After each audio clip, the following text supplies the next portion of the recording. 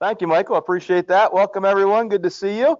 And welcome to those who are online as well. So we're going to do a couple of things to allow those online to be involved as well and to allow those in the room to interact as well. So we'll kind of monitor that as we go along throughout our time together today. So it certainly is good to be with you today and spend a little time talking about how do we build this strength to persevere in some of these challenging and rather uncertain times. And so we're going to spend the first part of our session today talking about this topic, which is how do we thrive in uncertain times? And we're going to have a little panel discussion. We'll have some individuals sharing some of their experiences over the last year. Then we'll come back and we'll talk about how do we get ready to really re-emerge in 21 with a whole new focus and direction. Does that sound fair to everyone? So that's kind of our thought of the three parts of our session today. As we go through our time, well, just real quickly as introduction, just so you understand our perspective, our mission is really to spread goodness through good leaders. We believe goodness pays, and it's valuable that we bring goodness to our thinking as leaders today as any time, even probably more important today. And what we think about as goodness, if I can get this thing to start going here, let's see, I have to come over here, is that we look at goodness as when people thrive together in a culture of encouragement, accountability, and positive teamwork. What could be better right now than helping people feel like they're thriving rather than just having to survive during this uncertain time? And to do that, we believe it really helps to surround people with that sense of support and encouragement, help them feel as though they're part of something larger than themselves, and they're part of that team that moves them forward. So that's just kind of some perspective that we're going to share today as we go along. We really work with organizations, as Michael mentioned, in lots of different ways, but we really work from a team coaching standpoint. Our team coaches your team to kind of find those business transformation opportunities. We have a lot of different books and tools that we use to help kind of spread and challenge our thinking. And we also do inspirational sessions such as this and in-company sessions to really help people to build that sense of team momentum as we go along. So that's kind of our thinking and how we approach things and what we do. So this is going to be somewhat interactive. If you would pull out your smartphone, so most people say put them away, I'm going to have you get your smartphone out. And if you would text in to do a text real quickly, so grab your smartphone, go to your text option. In there, you want to text to 22333, and you want to text this line in the middle, that Kevin.sensenig 282. So text 22333. Text this message, Kevin.sensenig, KEVINSENSENI 282. Give you a second to do that. It should give you a message back that says you're logged in, and then you'll be able to participate in our various polls as we go along today. All right. So on your smartphone, text 22333, Kevin, KEVIN, Sensi, SENSENI 282. We'll see if everyone's in there. Got some thumbs up here in the room, which is good. Got a couple thumbs up. Okay, give another second here as everyone gets in. Shaking their head, yes, that's a good sign. Hopefully those online were able to get in as well. And it should allow us to do some polling throughout and see some of those results and have some real live information to deal with rather than just canned content. All right. Give one last second as everyone's finalizing their login. Yours worked? You're good? All right. One last one. If I go to be honest, you won't be able to find it. So it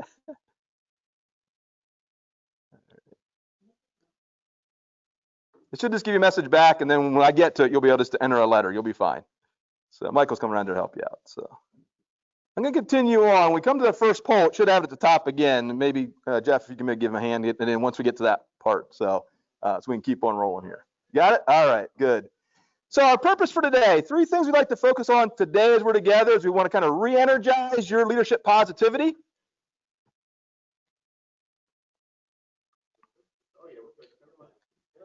I'd imagine some of you would probably say right now you're losing some of that sense of leadership positivity. We want to re-energize that for you today. We want to help you look at re-engaging your team as we go along. How do we help them be productive and positive in this time? And lastly, we want to look at how do we grow leaders, even though we're struggling right now and challenging what we're facing a little bit. So with that in mind, we're going to go ahead and test out our first poll. I'm going to ask you to think which of those outcomes is most valuable for you now. Re-energize your leadership positivity, re-engage your team, or grow your leaders. And so if you would go ahead in your smartphone and just go in there and type an A, B, or C. A, if you're saying it's to re-energize my positivity, B, to re-engage my team, and C, to grow leaders. Which is most important for you today in our time together? All right, that's coming in quickly. It's kind of a 50-50 split. Oh, a third split. All right, see, it moves as we go, so I got to wait till everyone's in. All right, so kind of a nice representation of all areas. So as I hear that from the group, really we want to re-energize ourselves and think about how do we grow our leadership and grow the leaders around us, two really critical parts as we go through today. It's kind of helpful to kind of know where we're at in our thinking and what we'd like to accomplish through the session. So again, we're kind of a third, and a third. That means everything we talk about will be of value to you as we go along. So let's jump right into the conversation then. I'm having some trouble here with my item here. Let's see if I can get this to go better. Here we go. It froze up. All right. So 2020 has certainly been a challenging time. I think we can all attest to that. It's been challenging for two reasons. One, it's been difficult to find goodness in this experience because there's so much negativity coming at us. We'll talk about some of that dark noise, right? There are lots of things around us telling us this is not a good time. We should be fearful and concerned. It's hard to find goodness in that. The second challenge for this year is that we've really been driven by this, how do we thrive in a VUCA environment? VUCA stands for a volatile, uncertain, complex, and ambiguous time. Would you agree those are relevant to our conversation today? That sometimes it feels volatile, sometimes it feels uncertain, sometimes complex, sometimes ambiguous. This concept of VUCA came about from the Army Corps of Engineers, or from the Army War College in the 1980s, early 1990s, as they dealt with the transition away from the Soviet Union and how we're going to think about waging war differently in the future. It was adopted by businesses in the 2000 tech bubble and then brought back into play in 2008 and went through the financial crisis. But I think you could all agree that's probably nothing describes VUCA more than 2020. We've all faced some part of that VUCA definition at some point this year. And the challenge in there is that we've all faced it somewhat differently. So at different times of the year, we probably faced different aspects of that. So sometimes it felt ambiguous, sometimes it felt volatile. Sometimes it felt uncertain, sometimes it felt complex. But we've had to fight our way through that. So that's kind of the context of our conversation today. How do we deal with that idea of that VUCA environment and continue to keep things moving forward as we go? The COVID-19 situation, I think, has been very difficult for many of us and how it's played out, because it's unfolded very differently than other situations we probably have faced in our life and business. And it's really been an assault on our values, because constantly we have this ever-changing information, we have this ever sense of social isolation, with an ever sense of dark noise in the media, people telling us we should be afraid of certain things or not worry about certain things. It's very difficult to know the reality of that. And we have a lot of mixed reactions in the public. Some people view this as not a big deal, we're going to be fine. Others are very concerned about it. And so now we're dealing with customers and employees who have very different views around this. And we're having to lead through that and deal with that type of environment every day. And so that's a little bit of an assault on our values, because we expect this idea of freedom, right? We expect to have independence and choice in what we're doing as Americans. And we don't have to lose that. It feels very much like it's out of our control. And now it's very difficult to make good decisions and lead effectively. The work from home and shelter in place mandates make it very difficult on our teams, our groups, ourselves, right? We struggle with that. Separates our people, our teams, our families, our friends. That feels like an assault on our values, does it not? And then lastly, we get so much mixed information, it creates a lot of confusion. And so these are the types of environment we're dealing with right now, and trying to move our people through this can be very challenging for us as leaders, obviously. Add to that all the cancellation of all the things we normally would do, right? So we can't go out to sporting events or to bars or to restaurants or to concerts or even the gym at times. So now we feel that social disconnect. And again, it's very difficult to keep that sense of energy and direction. The challenge is that with many people working from home, it's hard to know when does work end, right? If you're working from home, sometimes you say, I used to get to the end of the day, I could drive home and I could stop and do my shopping and things like that. Now, when do I end working? It's very difficult to keep that sense of connection when working from home. And then our children are out of school. For those that have children or college-age kids coming home unexpectedly, that disrupts our whole flow, right? So I have an employee that has a young child who's in elementary school. She now has to deal with, I got to help that student every day, all day. I can't just be focused on work throughout the day. It changes our whole environment. It feels like it's a real assault on how we're used to doing things, how we're used to seeing things. And then lastly, if we can't begin to see a vision going forward, it really begins to impact our belief and our confidence and our attitude about us surviving this and getting through it. So when we have that sense of no vision going forward, it's very difficult to keep that sense of energy and direction as we move along. And so what happens is, if we're not careful, we become overly focused on the loss we're experiencing rather than the win we can gain in this process. And so as we think about this today, we want to talk about How do we help people work themselves through that? And the model that we use to talk about this idea of loss and change is this basic curve. That when we face some significant change or challenge, we face this pandemic situation, it's very natural to go first with that denial and resentment stage, right? Why is this happening to us now? I mean, for me, I looked at it and I went, we're in the best year we've ever had, and now it gets closed down. What's going to happen to us, right? So you can slide very quickly that denial and resentment stage if we're not careful. Most people then kind of work themselves into that chaos and conflict space where they say, okay, I'm not sure what's going to happen, so I'll kind of hang out here and wait and see what goes on. But as leaders, our responsibility is to try to move our team over into this idea of acceptance and hope and back into that sense of re-enrollment. I want to be part of this organization. I want to be part of helping this team move forward. But if people are stuck in that resentment and denial, it's very difficult to move over and be excited about where we're going. And so how we might see that play out as leaders is the following. On the outside of the model, it talks about some of the feelings people may have around this, right? They may have been shocked at first or frustrated by the mandates. They may have been having fear or confusion around that. On the inside, it's kind of how we might see that play out. So you probably saw things in your team members and those around you that kind of came out as anger or panic or stress. Make sense? Remember that back in March, kind of how that whole thing hit us. You're going, man, where are people at in their thinking and how are we going to deal with this? And so the challenge with the situation we face right now is typically when we go through change, we can begin to move people through this model from feeling like they're losing to over to feel like they're winning. And over time, we can begin to help them see that progress and direction. But today, what do we face? Every time we make progress down the line and get things over here, another mandate comes out or another issue pops up. Or the COVID spread happens again, and you go, wait a minute, I get sucked back over into that feeling of loss on a regular basis, which is why it's so difficult right now for us to begin to move our teams forward and maintain that sense of re-enrollment and acceptance and hope and direction.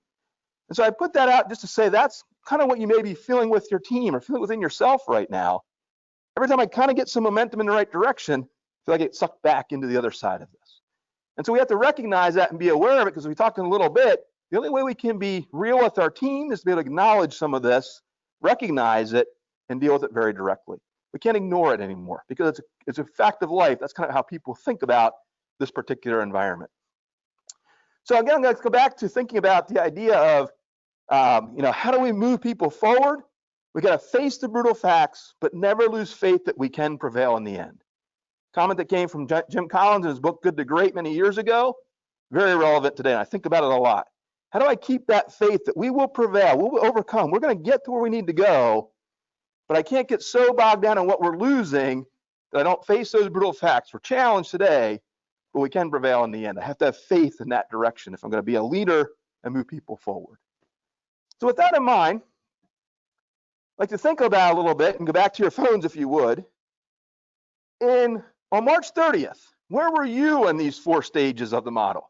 Were you in that denial and resentment, chaos and conflict, acceptance and hope, or enrollment and commitment? So think about that on your phone if you would.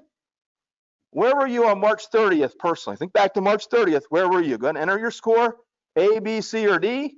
I was in denial and resentment, chaos and conflict, acceptance and hope, or enrollment. Where were you on March 30th in your thinking? Give a second as everyone's giving their responses in.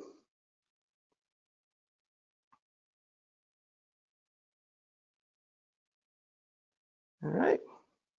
So a lot of people kind of in those middle stages, right? We felt a sense of chaos and conflict. We had some hope on March 30th, which is good to see, because for a lot of people, they weren't at hope yet, right?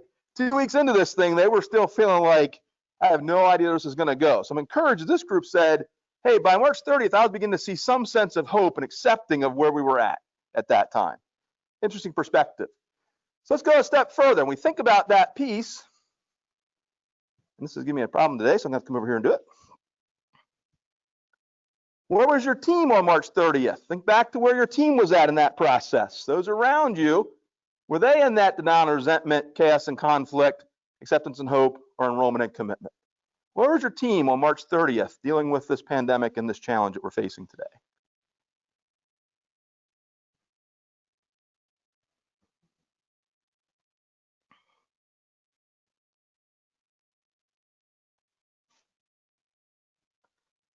As a group, most are saying, boy, we got a lot of people in that chaos and conflict, right? A few people saying, yeah, we were up there in the higher levels, but for the most part, we're still, for the large group, part of our group, saying we're still struggling to deal with that situation.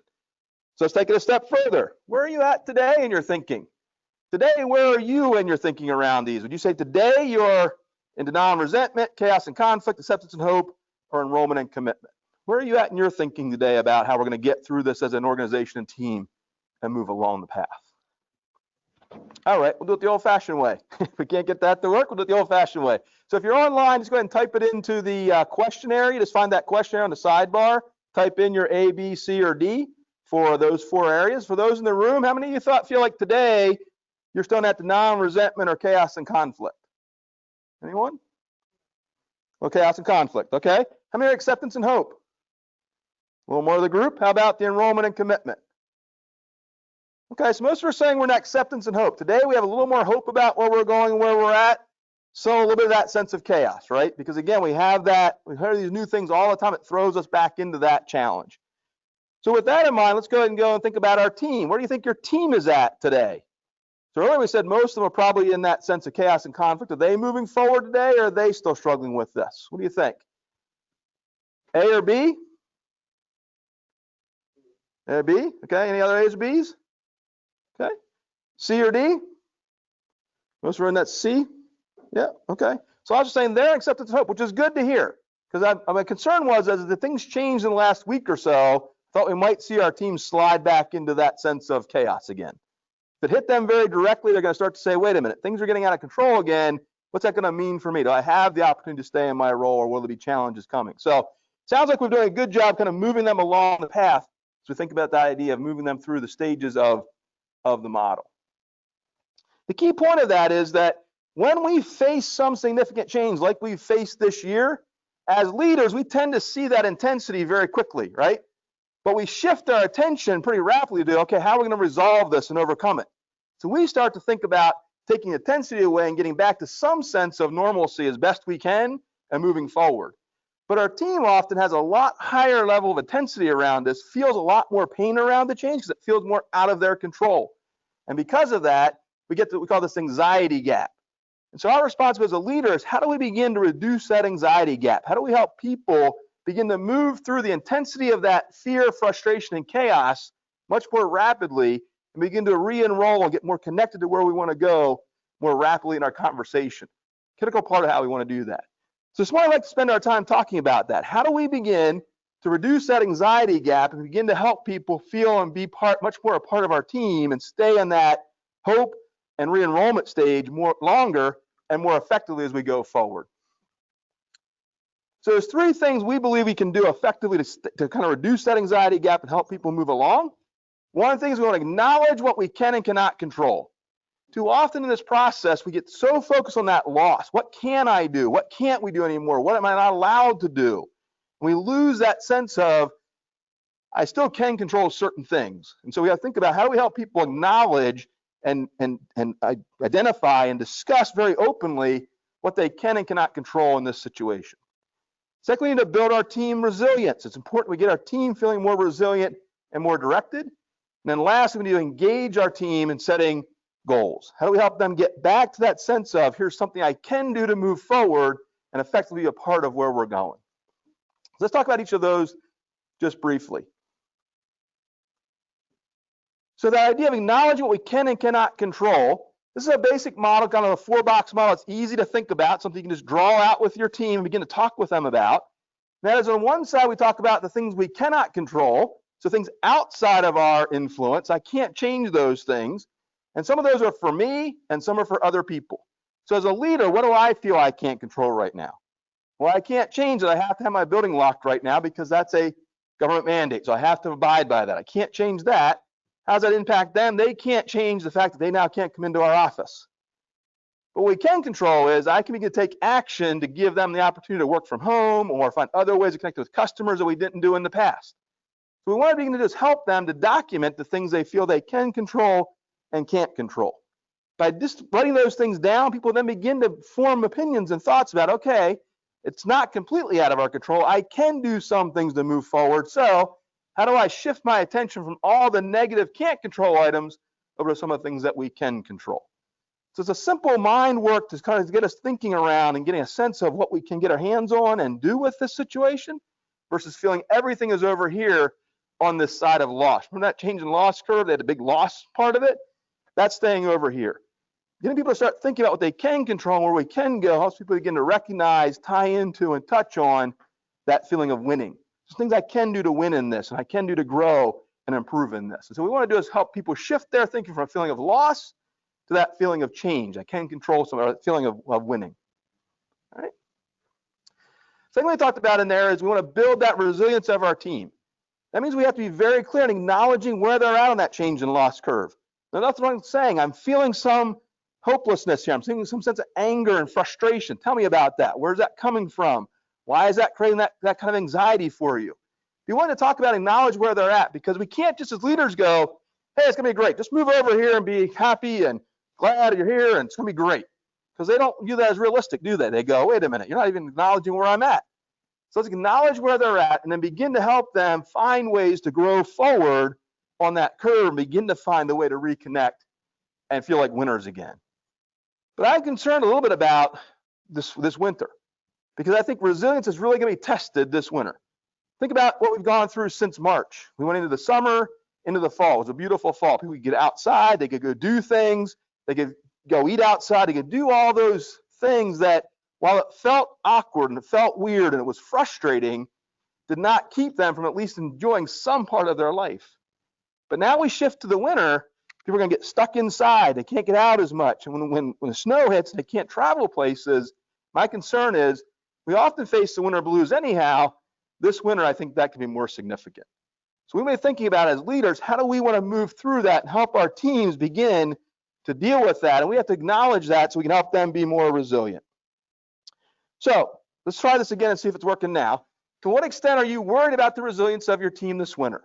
Not concerned about them at all, somewhat concerned, or very concerned about their sense of resilience. Let's see if it's working now. There we go, it's working, good. Well, it looks like most of us are saying I have some concern or I'm very concerned about my team. And that's a good sense to have as a leader because it makes us much more aware of what they may be feeling and going through. I was working at a company yesterday, and one of the executive team members said partway through the meeting, to the CEO, we're just kind of all tired right now. And he said, really? I didn't know you were tired. I'm not feeling tired. I'm glad you told me that. I didn't even recognize it. Well, how easy it is for us to miss some of those signs of that exhaustion and tiredness and frustration in our team if we're not aware of it and not paying attention to it and thinking about it. It's hard for us to help our team be resilient if we don't at least acknowledge where they're at, understand what that means, and be willing to help them work through that and build that sense of resilience. So how do we begin to do that? How do we build that resilience? Well, first thing, some good news. In the last 2 months, as we've done some of these conversations with teams that we work with, we've heard some good news from them. 57% are saying they feel more resilient today than they did pre-COVID. So they're feeling like, okay, I've come to grips with some of this, and I'm feeling like now I have more ability, skill, and action to work through some of this challenge. That's a good thing in building resilience. 64% say they're enjoying the time to innovate, to try new things. That's a good thing for us to do. We'll talk about that more later.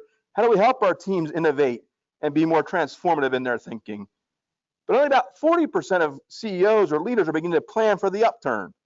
So that's an opportunity for us as leaders to step in and say, how are we helping our team prepare for this upturn? Begin to think about how we're going to work ourselves through the rest of this and move forward. All key things to building resilience with our team. So the basic resilience building model that we want to talk about briefly today is as follows. Our responsibility as a leader is to continually communicate with our team, keep them informed, up to date, engaged, connected to where we're going and what we're doing. But to build resilience, we first have to start with that realism. We have to understand and recognize the first place we start is we have to acknowledge the challenges that we're all facing. If we don't go there, if we just jump to, here's the new big idea, here's how this is going to be great, we're going to love this when we get through it, just keep on plugging forward. They get frustrated because they realize we're not bringing the realism to it. As leaders, we have to tell them up front, I feel the pain, I understand where you're at, I want to help you get through this. And then we can move to that positivity side. So here are some ways I think we can do that. Here's some ideas I've gathered from what we've done. Here's some things I like about what we're doing. Here's some ways that we can celebrate some small wins in this process. But you see, if we go right to the positivity side, it feels kind of hollow, doesn't it? They don't feel like we're acknowledging where they're at in the change in loss curve, or how they're actually experiencing this, or that we really want them to be resilient. We're expecting them to do it. So we have to go and think about, how do we blend these two parts? And the last way we really build resilience with our team is through individual coaching. It's critical right now that as leaders, we put a lot of time and energy into coaching our team members.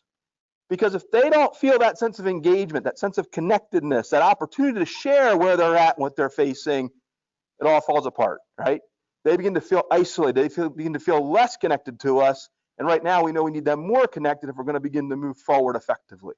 So we have to spend time in those real conversations, and then beginning to help them have that aspirational thinking. Aspirational thinking is what could be and what should be, regardless of what is, right? So I get people to start thinking about what could be and what should be in the future, regardless of where we're at right now. Too often, people think only about, I'm in this challenge, I'm in this difficulty right now, I don't see a way out. That builds hopelessness, and that builds that sense of loss. But if we begin to talk to people very clearly about, what are the aspirational things we can be doing? Where do you want to go when this upturn begins to happen?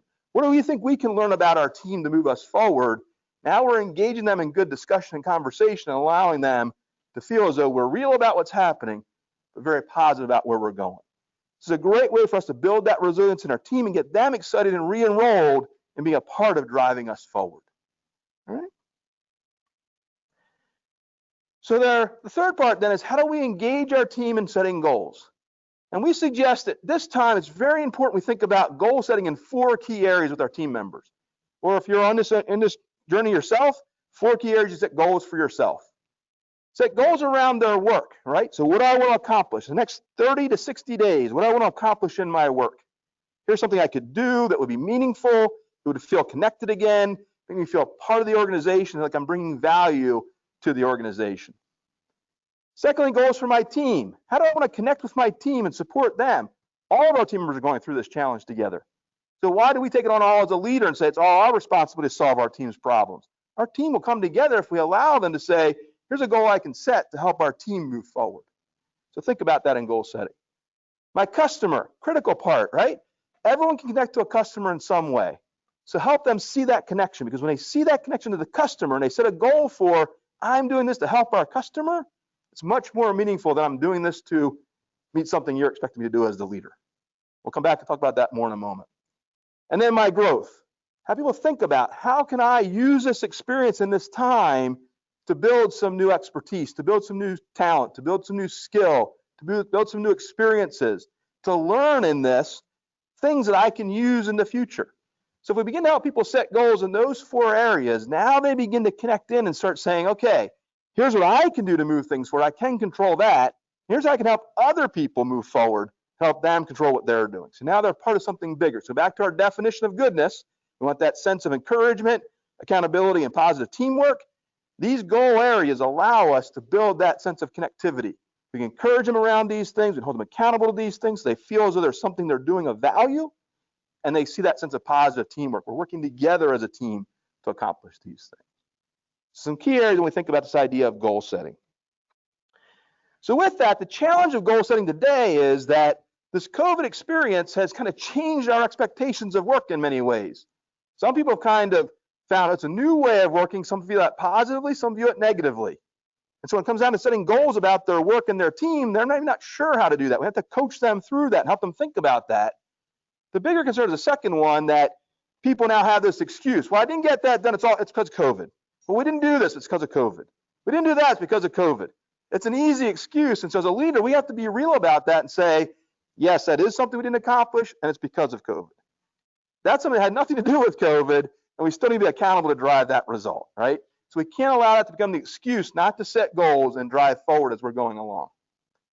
The challenge in this is helping our team recognize in our team, rather, those that have that kind of victim mentality. I have to do this. I have to set goals because you're making me, versus those who shift over to a leader mindset and say, I choose to set goals because I want to be re-enrolled. I want to be part of this organization. I want to be part of moving this forward. So we got to have to sense that with our team and recognize who's feeling a victim in this process, who really wants to help step up and be a leader in this, and how do I engage them effectively to drive that forward. The key with this in goal setting is that we need to make sure that people are involved and engaged. This last sentence is critical. People will support a world they help to create. And so I'm going to encourage you, don't view goal setting something I do to my team. View goal setting something I do with my team. It's really important they feel a part of this, that they're helping to set these goals, they're excited about setting the goals, and they want to be a part of driving that forward. So make sure we look at helping make sure we engage and connect our team in that goal setting. 2 comments around that. We just released a book recently called Breakthrough to Goodness with Jody Harpster. Jody is CEO of a very large not-for-profit organization in the US.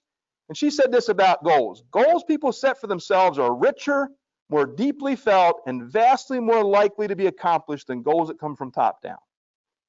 Think about that for a minute. Aren't you more committed to things that you want to achieve than things other people tell you should achieve?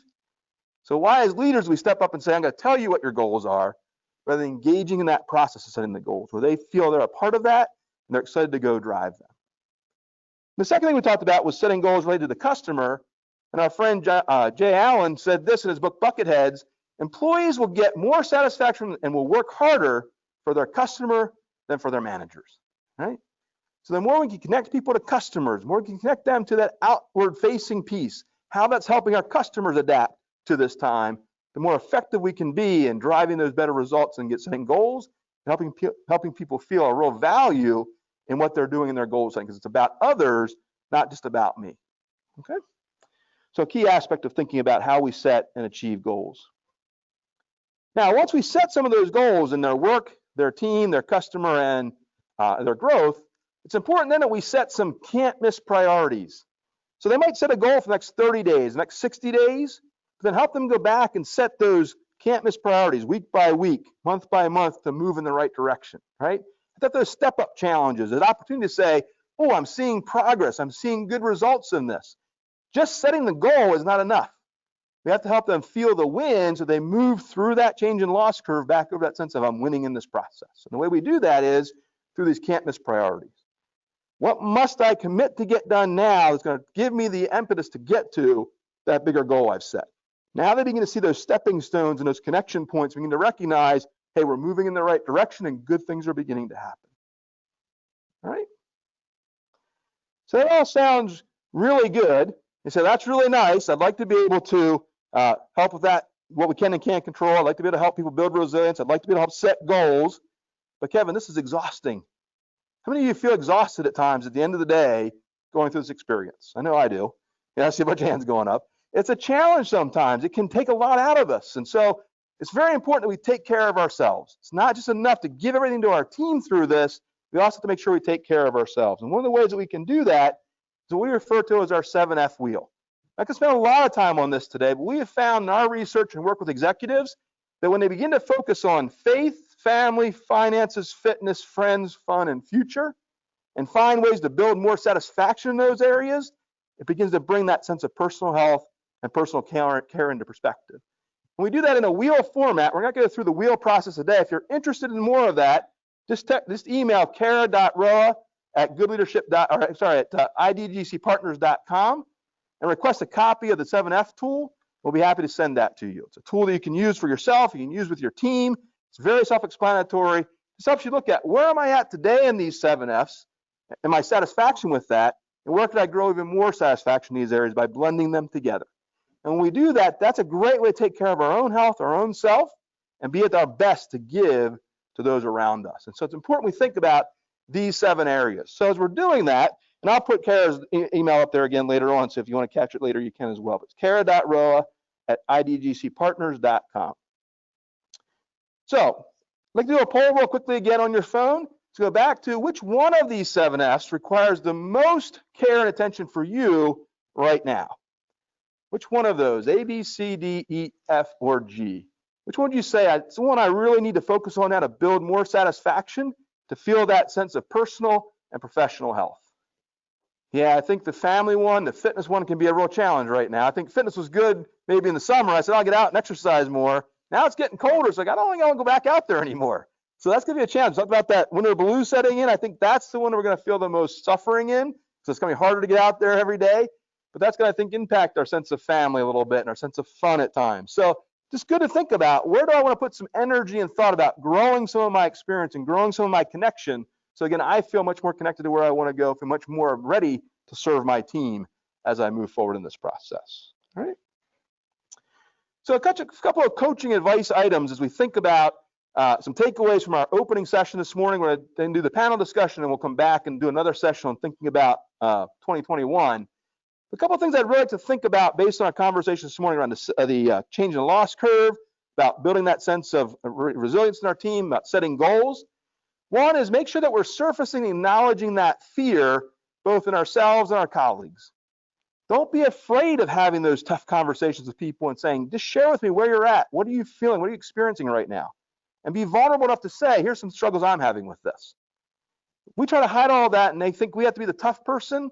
It doesn't help us as a leadership to connect with them very effectively. So make sure that we're acknowledging and surfacing that fear so that we can help take away the fear so people can begin to focus on growth.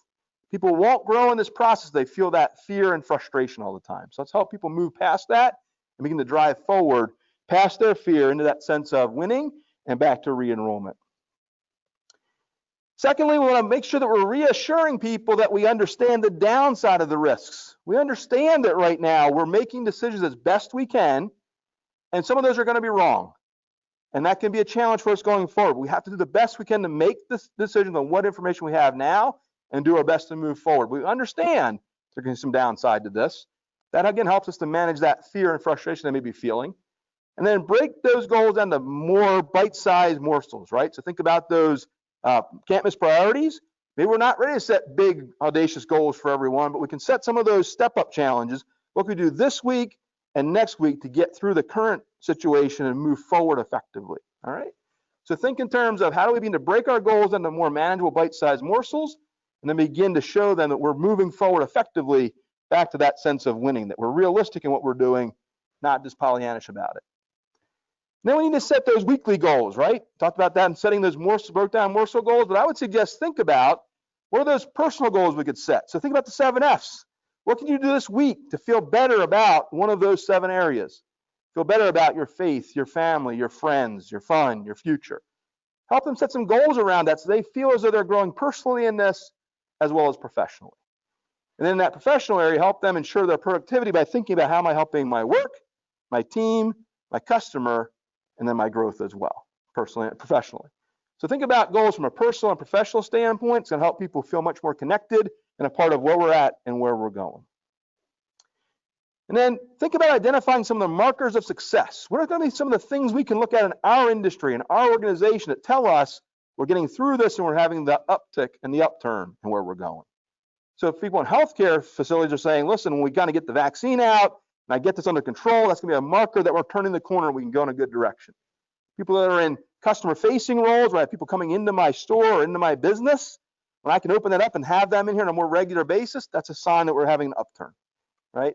When I'm hitting certain targets as an organization, whether it be in the revenue or customer acquisition or orders shipped, I start saying, these are things we can look at and say, now we're starting to have that upturn.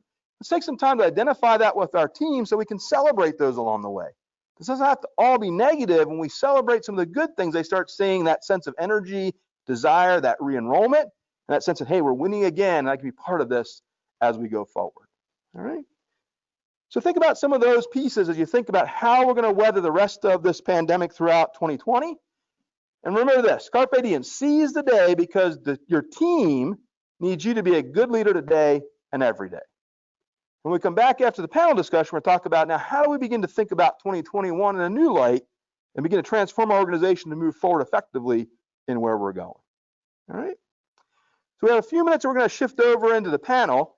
Before we do that, is there any particular questions or thoughts that come to mind? If you have a question, if you would, if you're online in the panel side, you can see the questionnaire. You're just going to type your question in there. If you're in the room, there's a tablet laying there. Just write your question on the tablet.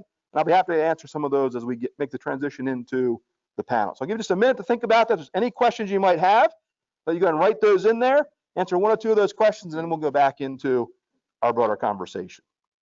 So the question is, how do you keep customers calm and willing to make their payments when everything else is COVID-related responses, right? So I'm assuming they're making a lot of excuses. Well, we can't pay that because of COVID. We're going to delay our payment because of this. Again, I think one of the things we have to recognize is, when is that a reality? So put some realism into it. I realize we're all facing that. We as an organization are facing that as well. And so what can we do to get you back on track? Is there something, can you make a part payment for now? Can we work out some payment agreement? Is there some way we can get you back on track? Because you need us to be in business for you to be successful as well. We can't do that if we're not able to pay our bills, obviously. So we all realize that's a reality. On the positive side, though, keeping us active with you is going to be a big help to that. So I would just encourage them to think about, is it really an excuse or is there some realism in it? If they're really closed down. Like when this thing hit, we had several clients say right away, listen, we're going to have to stop our projects. And so we had a huge number of projects go on hold, but most of them said, can we cancel them? And I said, rather than cancel, let's just put it on hold and we'll start it up as soon as we can get back together. And so we were able to push some of those out 2 or 3 months, some a little bit longer, but we were able to push that out a little bit. So they didn't lose complete confidence in us. And then they were able to say, okay, now we're back on track. We're doing it online now rather than in person, but I can handle that. And I can start to rekindle payment. So look at it very honestly. What is the reality in it? Don't ignore that. But don't just use that as an excuse. If there's a legitimate reason they could make the payment, let's get that back on track. That helps. So, yeah, good. So again, and then help your employees set goals for customers, right? So where are we at with certain customers? Are we keeping in touch with them? Are we contacting them more regularly? Are we showing our value to them? If they assume we're just waiting for payments and we're just doing the bare minimum to get by, it's hard to have that conversation about paying things. When they feel we're going above and beyond, we're sharing more value with them, then they say, you're a valuable partner. I want to make sure you get paid in this process. So help those people set goals for customers around how do we build that connection to add more value. All right, yeah, no problem, great. All right, well, really good opening conversation around how we begin to build that sense of our team and our direction. We're gonna just take a little break and then we'll come back. Mike, what time do we come back for the panel, 10:15? So about 15 minutes or so for a break. Go get some coffee at the restroom, maybe check your email real quickly, your text real quickly, your voicemail real quickly, come back in at 10:15 and we'll have a panel discussion with a couple of key CEOs from the area. And then we'll wrap our time up after that. Fair enough? We'll see you in about 15 minutes. Thanks. Oh, we have lunch too. That's right. All right. Thanks, everyone. All right. Well, welcome back for our continuation of Strength to Persevere today. As we think about kind of where we're at in 2020, where we're going in 2021. We're excited now to have a panel of local CEOs with us to share some of their thoughts and experiences from 2020, and things they're looking at as they go forward into the new year as well. So for the panel discussion today, I'm going to give each of them a few minutes to share some thoughts about how they've weathered this storm, what they've seen through the experience, how it's looked through their eyes, leading their organization. And then we'll have some question and answer time. So we're going to leave plenty of time for that. So if you're online and have questions for any of the panelists or for all of them, please type it into the question area. We'll monitor that and ask those questions on your behalf. If you're here in the audience in the room, again, use that tablet, write your questions down as you go. It might be the type of thing that when they're speaking, they say something, make a question, make a note of it. That's fine. We'll gather up those as we go along, and then we'll use those in the Q&A section. Fair enough, everyone? So go ahead and be thinking about that as you're hearing them speak. So real quickly, by way of introduction, I'm going to take this off for now. Introduction of our panelists. Right here, directly in front of us, so everyone knows Tea Jay, I believe. Tea Jay Aikey is our president and CEO of the Pennsylvania Chamber of Commerce. Has been in that role for several years now, and has really done a great job of helping this organization continue to bring value to members and be connected to the community during this difficult time.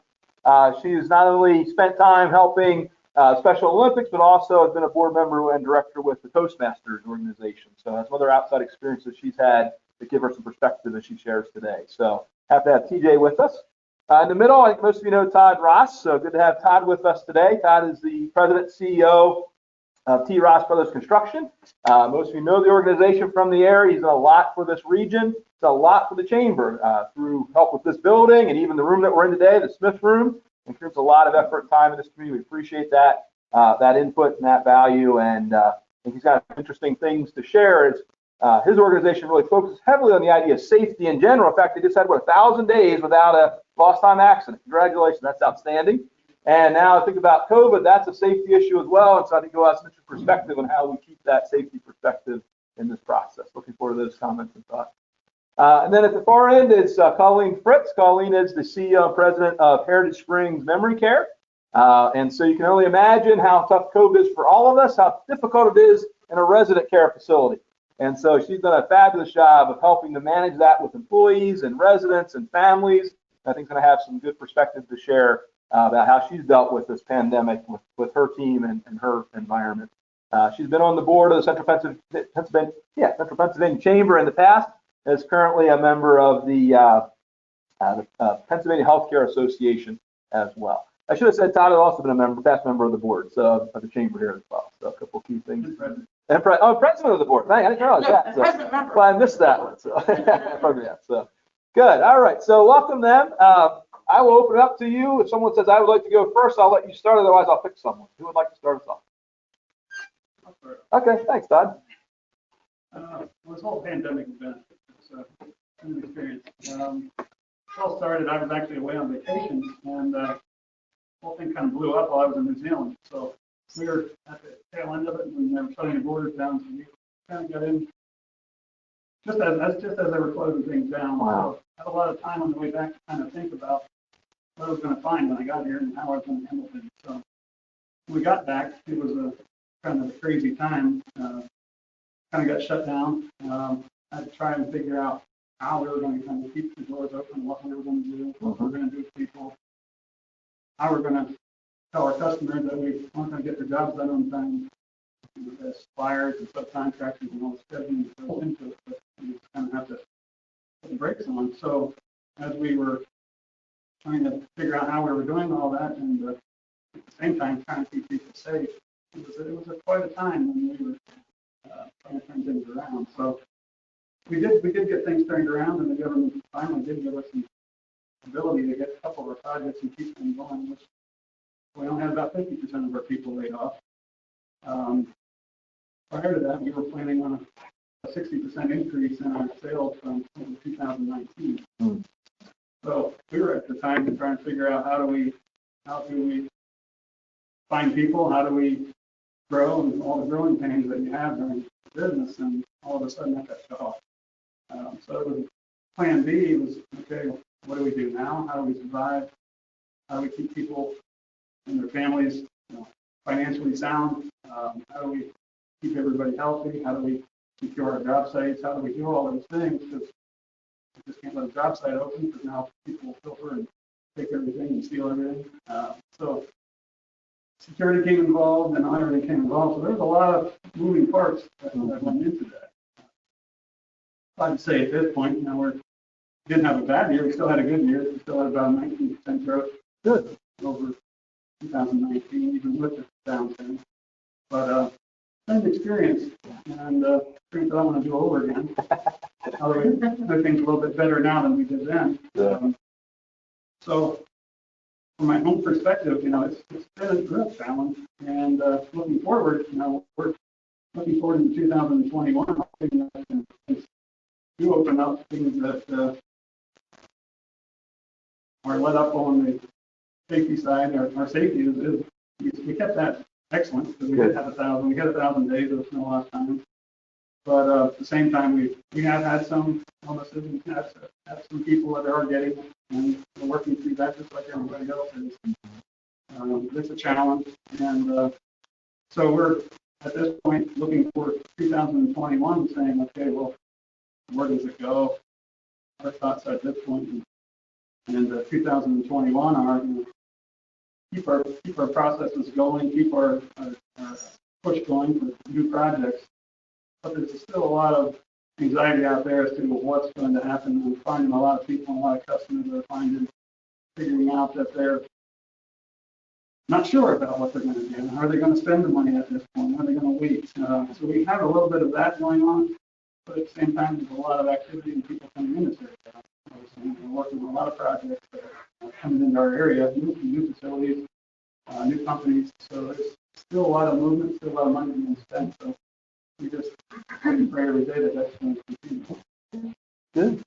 Was there anything that you look back on, Todd, that you say, here was one thing we tried to do with or for our team that really had a big impact or made a big difference for us this year, getting people through that challenge initially and back to that productivity side? Well, I think one of the things was training them, because one of the things was, what is this? It's a virus, So trying to get in people's heads that you had to wear masks, and you had to sanitize, and you had to do all those things, and you had to stay apart. That was one of the biggest things. But as for one of the challenges, and one of the things that we really learned from this year was, our team doesn't really work together. Our team is there for us. They're do whatever they can do to try and keep our things solid. You know, we did pay everyone from the time they were off, and so we lost any income. Wow. And we tried to keep everybody physically working, but they didn't left the payroll. So, that's always a challenge. The PPP loans had helped, you know, a lot of that. So came back around again. So, you know, it kept everybody solid from that standpoint. I think those that did apply for it and did get it, most people had received it that I talked to, and that did help, and that kept everybody alive. Yeah, good. Thank you, Todd. Appreciate that opening. We'll come back. If you think about some things Todd shared, maybe have some questions in your mind.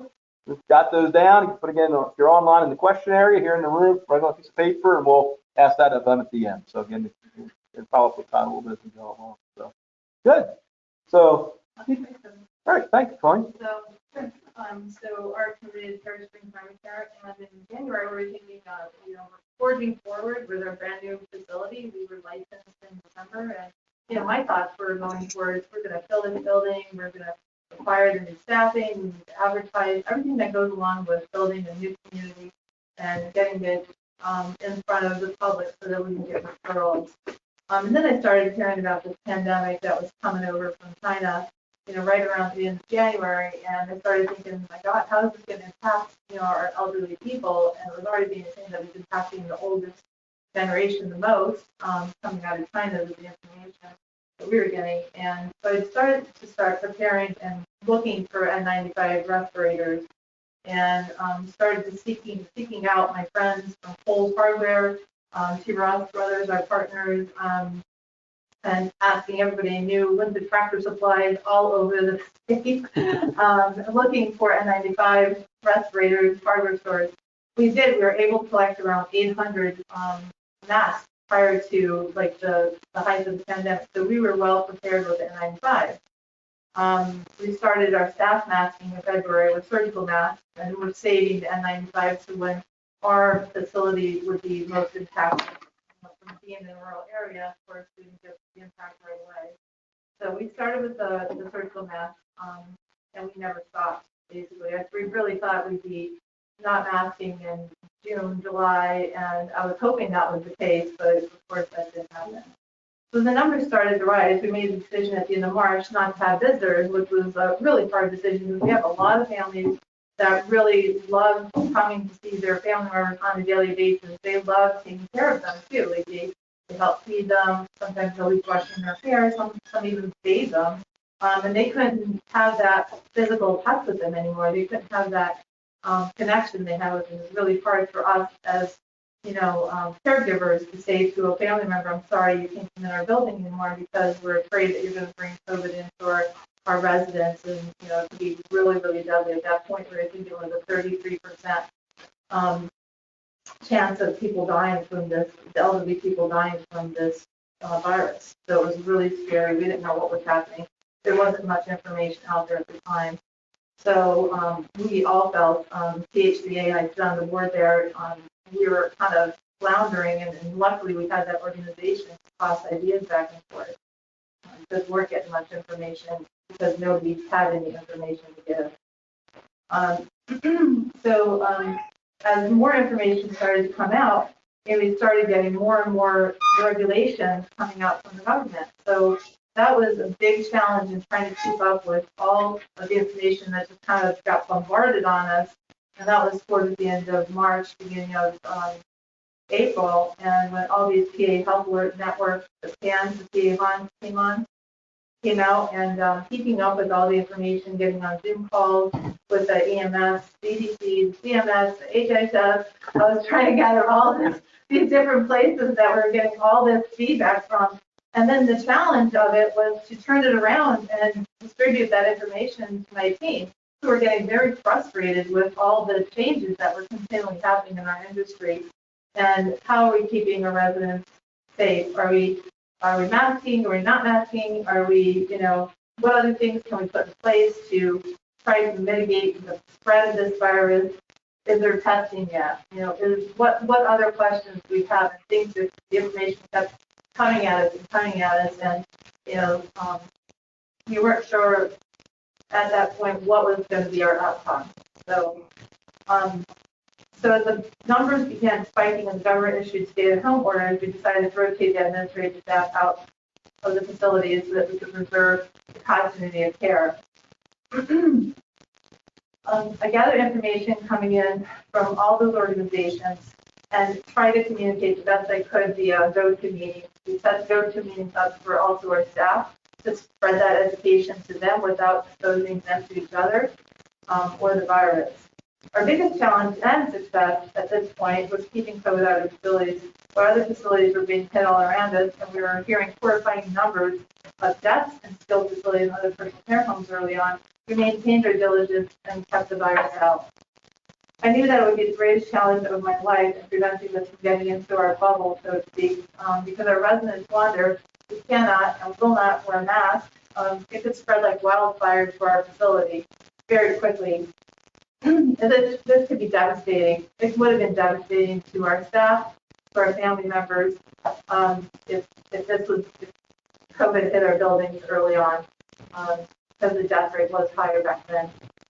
It would be like losing 10 to 15 family members in a 2-week period. I know that's happened in other facilities. So the pressure was on. In fact, I remember at this point talking to my colleagues who were dealing with COVID in their buildings and them actually crying in our board meetings and saying that they're not sure how they would continue. One of my close colleagues said that she lost all her faith in humanity. Just her entire staff walked out of her facility because they were afraid of catching COVID. So you can imagine the stress that was put on me, my management team, and our employees. The stress was particularly unbearable during the month of April through June. Sometime during that time period, the Department of Health telling me that my mother, who resides in our facility in Persevere, was exposed to COVID by an X-ray test. So taking a test X-ray. I had to go in a COVID test her and try to keep her calm and not tell her that she was the only one exposed. Oh, Mom, we're just testing because, we're testing everybody, which we did just universal tests like the week before. And so luckily I kept it together while I was in the room with her and we were chit-chatting while I was doing the test. And when I walked out of the room, I just started crying. And I did it right in front of my line staff. I was so embarrassed at the same time, but it was just so impactful to me that, I put this woman in this situation and, I couldn't imagine what the outcome would have been if our policies were not to have everybody have an N95 mask. So that policy came out early on that any visitor, any vendor, any therapy person that came in the building had to wear an N95 mask or they weren't coming in. We got a lot of feedback about that, negative. They weren't happy about it. The EMS weren't happy about it, but that's what we had to do to keep our staff safe, our residents safe, and it worked. And it worked for my mother. The outcome would have been a lot different for her. She had COPD. She would never survive this.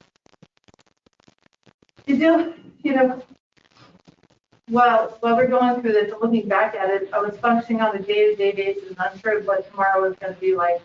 I learned to do this while I was going through cancer treatments when my children were young and I was in my early 30s. It was a day-to-day basis. It helps you to think of not what's next scenario, but what's in front of you right now. And that's the best way to deal with stress sometimes.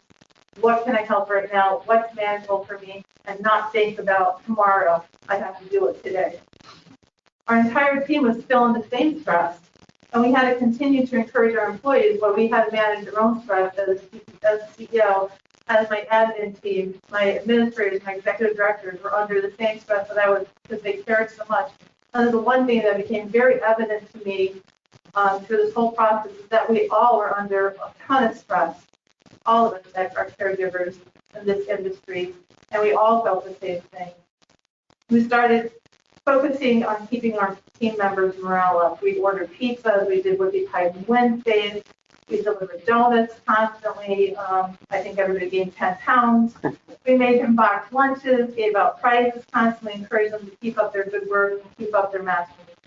My management team really stepped up and moved the bar higher and higher to keep our employees happy, and hopefully they wouldn't walk out of us. As the infection started to decline, the amount of information finally started slowing down. We were back to our regular schedules, and sometimes gave us a little time to breathe and reevaluate, our policies and procedures for visitation. It was really difficult to maintain a no visitor policy for such a long time, but it was an integral part of keeping our residents safe. When we finally did open up to visitors, it really strained our administration staff and redirected the visitation process over to our activity department, and that helped. So and thinking about it, we had to constantly reevaluate where our focus was going to be, reevaluate our processes, what was going to happen, what we had to do to keep our residents safe, but still maintaining our resident care and our current policies and procedures. And logistically, it was challenging to get everybody on board with those policies and procedures as they changed practically on a weekly basis. When I heard that there were testing capabilities, and I started reaching out to different companies and of labs that were FDA approved, we finally were able to do universal testing and able to open back up to visitors and strict procedures in place. The amount of training, documentation, coordination was daunting, but I knew this was a big step in the right direction, and finally started to feel like there was some hope and some light at the end of the tunnel. 2020, I have to say, was the most life-changing event, one of the most life-changing events that I've had to deal with in my entire life. Every day in our industry is stressful in normal times, and what I've learned is that I am a lot stronger than I thought I was, and I'm able to deal with a lot more than I ever imagined I had to deal with. You have to compartmentalize and push on. I will most likely have a meltdown once we get our vaccinations out and then our residents are safe, but until then, we have to keep up the good fight and keep our employees encouraged and appreciated. I learned by pulling together the team with our core values of ensuring our residents are safe, we were able to keep going forward and continue what we needed to do. It became very clear in 2020 how much our employees love and care for our residents. And even though we weren't able to do a lot of the team building things that we've done in the past, like parties and group exercises, having this common goal and this common challenge has really brought us together even closer than we were as an organization. And looking forward to 2020, with the vaccines coming our way this week, I know we probably all heard on TV, they're coming around the corner. We'll be the first few facilities to get them in long-term care. So our focus will return to our newest community in West Fordsville, continue to grow that facility. And surprisingly, we are 80% full. Through this pandemic, we were able to maintain a strong admission throughout the summer, and the team up there is really doing well. We'll continue to prosper and grow with our focus on recruitment and retention, and upsell our employees, and how we can, continue to better our services to this very important population of dementia and their families. Good. Thanks, Colleen. Good perspective on kind of thinking through the year and some of those other challenges maybe we don't think about without healthcare. You had a whole different dynamic. Todd shared something we had to do with employees, but now we have residents to take care of. So that really means impact. We're not thinking in the proximity of them as a challenge. So good. Thank you. Tea Jay, please. All right. So a whole other perspective is being a not-for-profit organization. So we are operated by a board of directors. So just imagine 16 bosses or leaders or CEOs by volunteer status trying to coordinate with one on-site president CEO and a very small staff. Are we essential or are we not essential?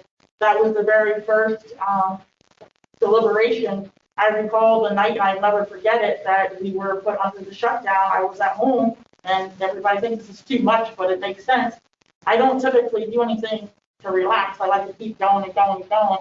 And that particular week was a little rough, so I decided I'm going to actually take my back. I haven't done it in years. Put on some music, got in the tub. My phone started blowing up. The governor made the announcement that we were being shut down.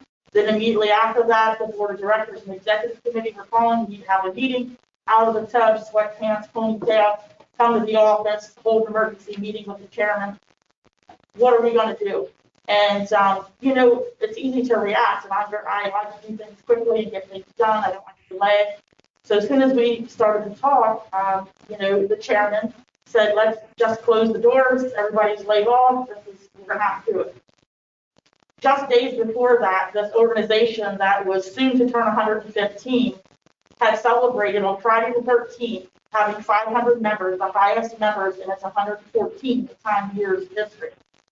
So we are at the ultimate high as a team, and I take great pride and really align my own personal vision and mission with what this organization stands for. So I was very prideful, and I feel very connected to the organizations and businesses that we serve. So for the chairman to tell me we have to have a reality that you just hit 500 members, but when this is all done and we come back, we're probably going to have less than 200. And I might not be always polished and say things the most pretty way, but I do say them how I feel them. And I said, baloney, maybe not that word, but I said, I'm not going to stand for that. You can think that, but I'm not going to think that. I said, this organization's core value and vision and mission statement is to be the regional resource center. We're supposed to be available to help our region grow. My personal tagline during this whole thing, you've probably seen in any communication that I've done publicly, personally, or online, is that we are here to serve, protect, and promote. That's just something that came out of my mouth one day when I was frustrated, and that just keeps coming out because that's truly what we stand for. And so I begged and pleaded. I know we're a not-for-profit. We're probably not going to have any revenue coming in because if we're closed, there's no events, which is the way that we typically do have a cash flow. So, I begged and pleaded, give me a try. And if I stay up late tonight and I talk to IT, and which we don't have IT, we're not for profit, so I'm going to call some companies. I'm going to see if we can work remotely from home, each of my employees. Can I call my employees, see if they would want to work from home? And again, some resistance. I don't know. How are we going to make sure they're working? Are they going to this? Is it going to be that? Da, da, da, da. So many hours on the spur of the moment with some great companies in the region that got us all set up, and it was a trial period. I was told you can take your team and have them work remotely. However, it's going to be on a trial basis. We have to show that we're working. That is there anything for them to do was one of the statements while we're closed. There's more to do now than we've ever done since I've been here in 2011. Businesses were bombarded, as you heard from both of these folks, with so many issues, whether it was an entrepreneur, whether it was a corporate, with 500 or 1,000 employees. All this information was coming from every angle, and not all of it was true. It was all really inundated with a bunch of extra words that you didn't need. You needed to know what's the main point. And so we immediately, I said, we're supposed to be the resource center. Now these 500 businesses need us. So, immediately we were one of the very first to designate our whole site on our website of COVID information. It was coming in, we were researching it, we would boil it down, put it right there in layman's terms so that everyone had immediate access. Mental health is huge. And I don't think people realize, and I personally deal with anxiety and depression, always have. And so taking human contact away from even employees or business owners that maybe are entrepreneurs or don't have anybody, so they rely on coming in and saying, hey, or talking to us on the phone. Taking that away from people was detrimental. And so those who came in the door today and those who maybe haven't been here in a while, but immediately during our shutdown, we were working from home. This facility is, one of our biggest assets. We own our facility. So we opted that a person each day would circulate to make sure that, like Todd said, people could go around and, take advantage of places that no one was frequently. So we would come in and check on the facility, make sure there's no water breaks or, and one day I brought in some paint and I painted on the front door that we will survive and we will thrive. We'll find a way. And one of the first things that was said and sticks with me was the essential and non-essential. I, of course, before I got the option to have my employees work from home, I said, we're essential, and no, we're not essential, and it was back and forth because it was so fuzzy. And to me, of course, we were essential, but not in that mentality of what was really going on at the time. So, to tell folks you're essential or non-essential, I know there was a reason for why folks couldn't go to work, but the word essential really pissed me off because to me, every person in this world is essential. I don't care if you're my trash man, if you're, the CEO, if you're my banker, So I took it upon myself to go out with my own pocketbook and have bracelets made that says we're all essential. And so I started handing those puppies out, and the morale, trying to keep my employees, we're a small group, we're like a family, they are my family. And to be able to stay connected was random phone calls so I could make sure the board knew that they were working, checklists, make sure what have you done today. Zoom calls, meetings to keep united, try to keep their spirits up and silly things just because mentality was important. Just this past week, somebody said, every time we interact with you guys, you're always so happy, no matter what's going on. And that's a choice. That's a state of mind. When you get up in the morning, despite what you're facing, being happy is a state of mind. There's a lot of stuff that everybody's going through, but there's a lot of positives. You probably don't see me quoted anymore as frequently in the press, because when they call wanting to know how many businesses closed this week, I said, let's talk about how many are opening and how many are surviving, because I want to talk about the good stuff.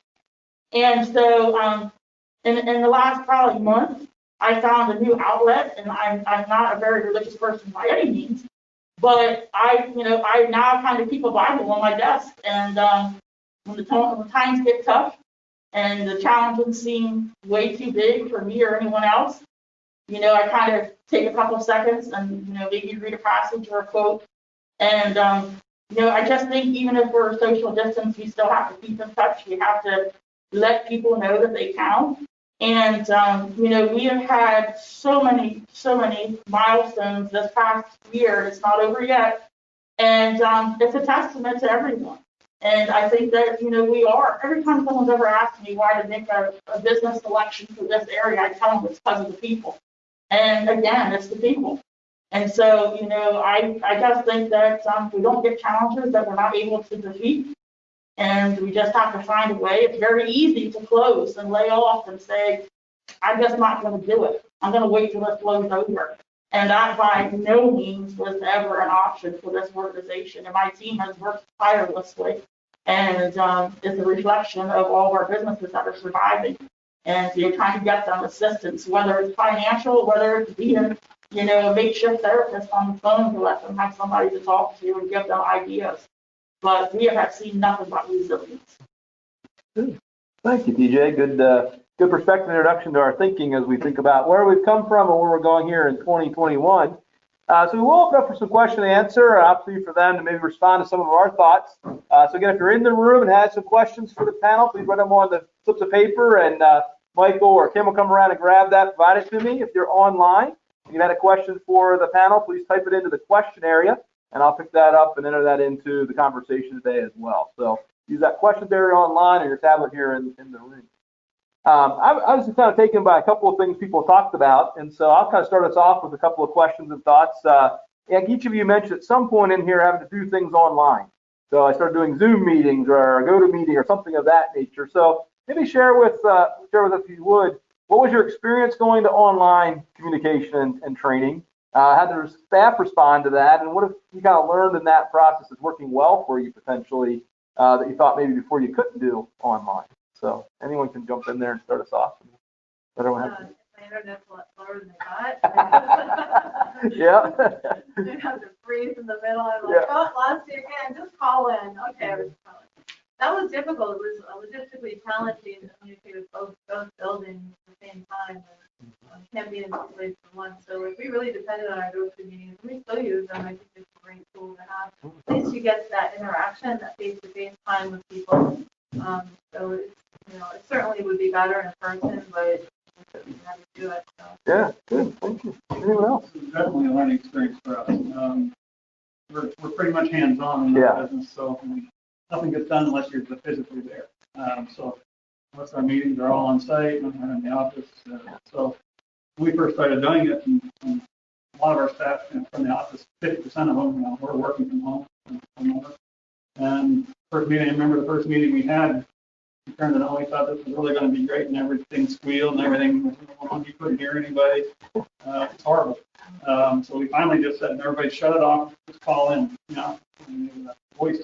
Yeah. But until we figured it out. But so it was a learning experience. That was probably one of the things we learned a lot about over this year was how to communicate from a distance. and it's gotten better from that standpoint. We still can't do our work from a distance. Yeah. So we still have to be there. And so it's a learning curve for us. Did you find that all the younger generation was, they didn't have any problems with it? We did our staff meetings and like, they were all fine, and like, here's the management team, what are we doing? Also, the experience didn't count for a lot. They're like, oh, we got this. Yeah. They're like, well, That's the case with any guy. right. Yeah. Exactly. Yeah. Now, both of you mentioned kind of that challenge. Tea Jay, I'll let you jump in there too, but both of you mentioned that idea of when you first started, internet was slower, couldn't get everyone online visually. Are you now able to get people on camera as well, or are you still just doing the voice side? But on camera, I think, Okay, yeah. You know, depending on where our internet is definitely better than my portable. So if I have an important Zoom call or go to meeting, I try to get up there to do it, because it does still freeze and fluid for some reason. I don't know if it's a limitation. We've had people come look at it and say, oh, it's fine, but it still doesn't work as good as normal camera. Yeah. We've come a long way with it. We've got our TVs, we've got all the things now, so cameras and things like that. So it's a lot easier now. Oh, we still have problems. We still have problems yesterday. But, we all do, I think. Yeah. But now people kind of go, oh, yeah, we're used to that. Let's log off and log back. Like, they're just become more accustomed to it now, probably, than they were the first time. I'm ready to get rid of it. Yeah. Tea Jay, I'm sorry to let you say there. We actually were one of the first. We didn't want to cancel events. So a legislative breakfast, for maybe you've ever attended, is usually about a few hundred people in one room, which, we tried as long as we could to hold on to the hope. But we were one of the very first to coordinate a legislative breakfast that was all on Zoom. And so it was, 12 o'clock, midnight phone calls and video chats with our state reps, who were all shooting their statements from their locations during the free time, which, no one in government or anywhere had free time. So 11 o'clock, midnight, 1 in the morning, I'm talking to state reps and then the people from the PA Chamber of Business and Industry. Got it all put together. Our internal team made it happen. We were all remote in our homes participating in it. And, it was really scary to do something so out of the norm and be the first one to say, we're going to make this happen. And again, there are issues. There was information they needed to know and hear directly and see the face of their state reps saying that we're here for you, that we hear you, we're working. We got questions in advance and sent it to them. And so, we've been using that philosophy as much as possible to try not to postpone or cancel, but make things, just be creative and try to think outside of the box. And, I like things in person, and Zoom with my staff and with anybody, to me, when you get up in the morning and go to work, whatever your profession is, you need to put your professional attire on to feel like you're doing your job. So you've seen lots of Zoom mishaps where people were in their PJs or only had a dress shirt on and not, dress bottoms. Every day for the 3 months that we worked at home, I got up every day, just me and my dog, but I dressed like I was going to the office.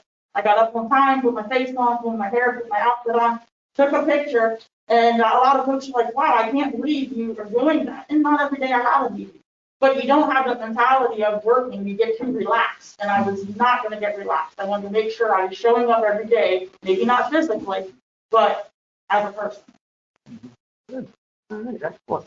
If you think of any questions, go ahead and jot those down, and we'll ask that of the group as well.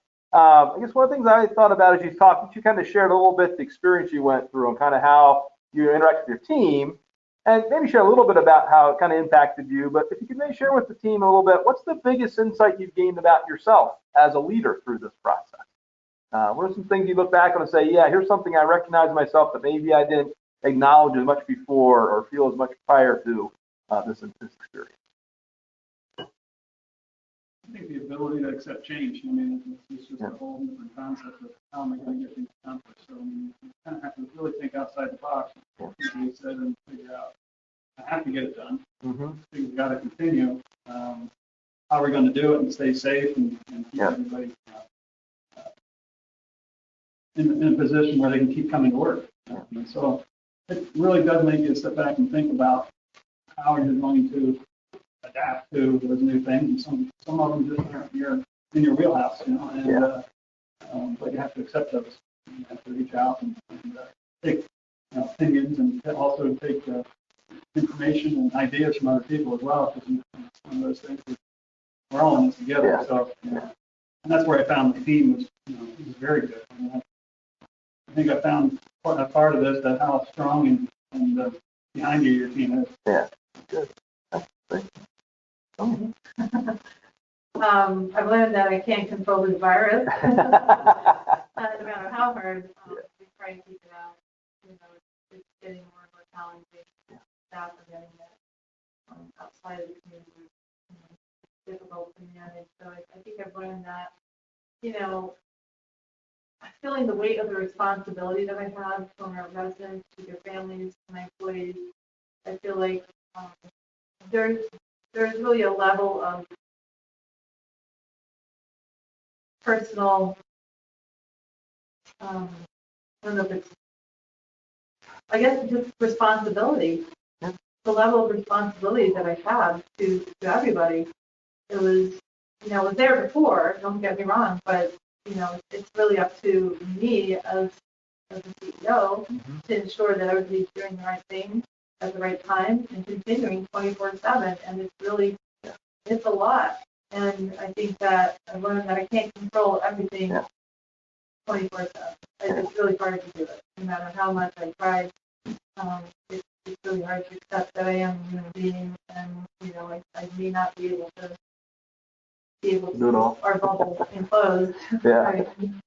Yeah, That's we hard talked. to accept. We talked in an opening session about the value of being able to talk about what we can and cannot control. Now you kind of talked about that. Acknowledge what we can't control and then controlling what we can.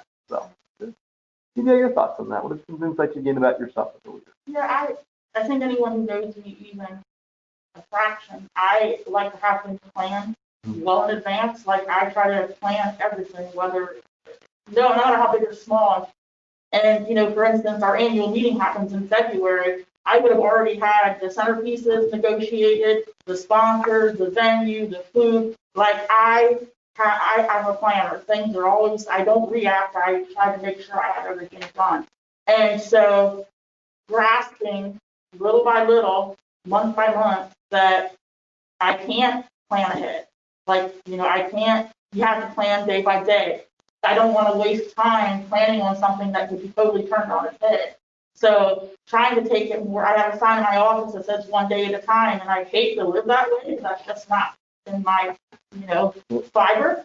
But you do almost have to do, a day by day to make sure that my staff feels comfortable, confident, safe on a daily basis.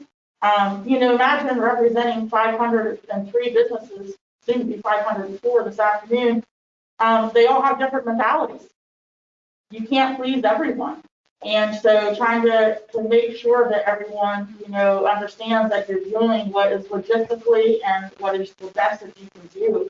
And I think what's key is for everyone in general, whether you're a CEO or an employee or just a citizen, organizational leader, cut people some slack, because these are uncharted times, and we're very quick to judge people these days on, oh, he did this, she did that.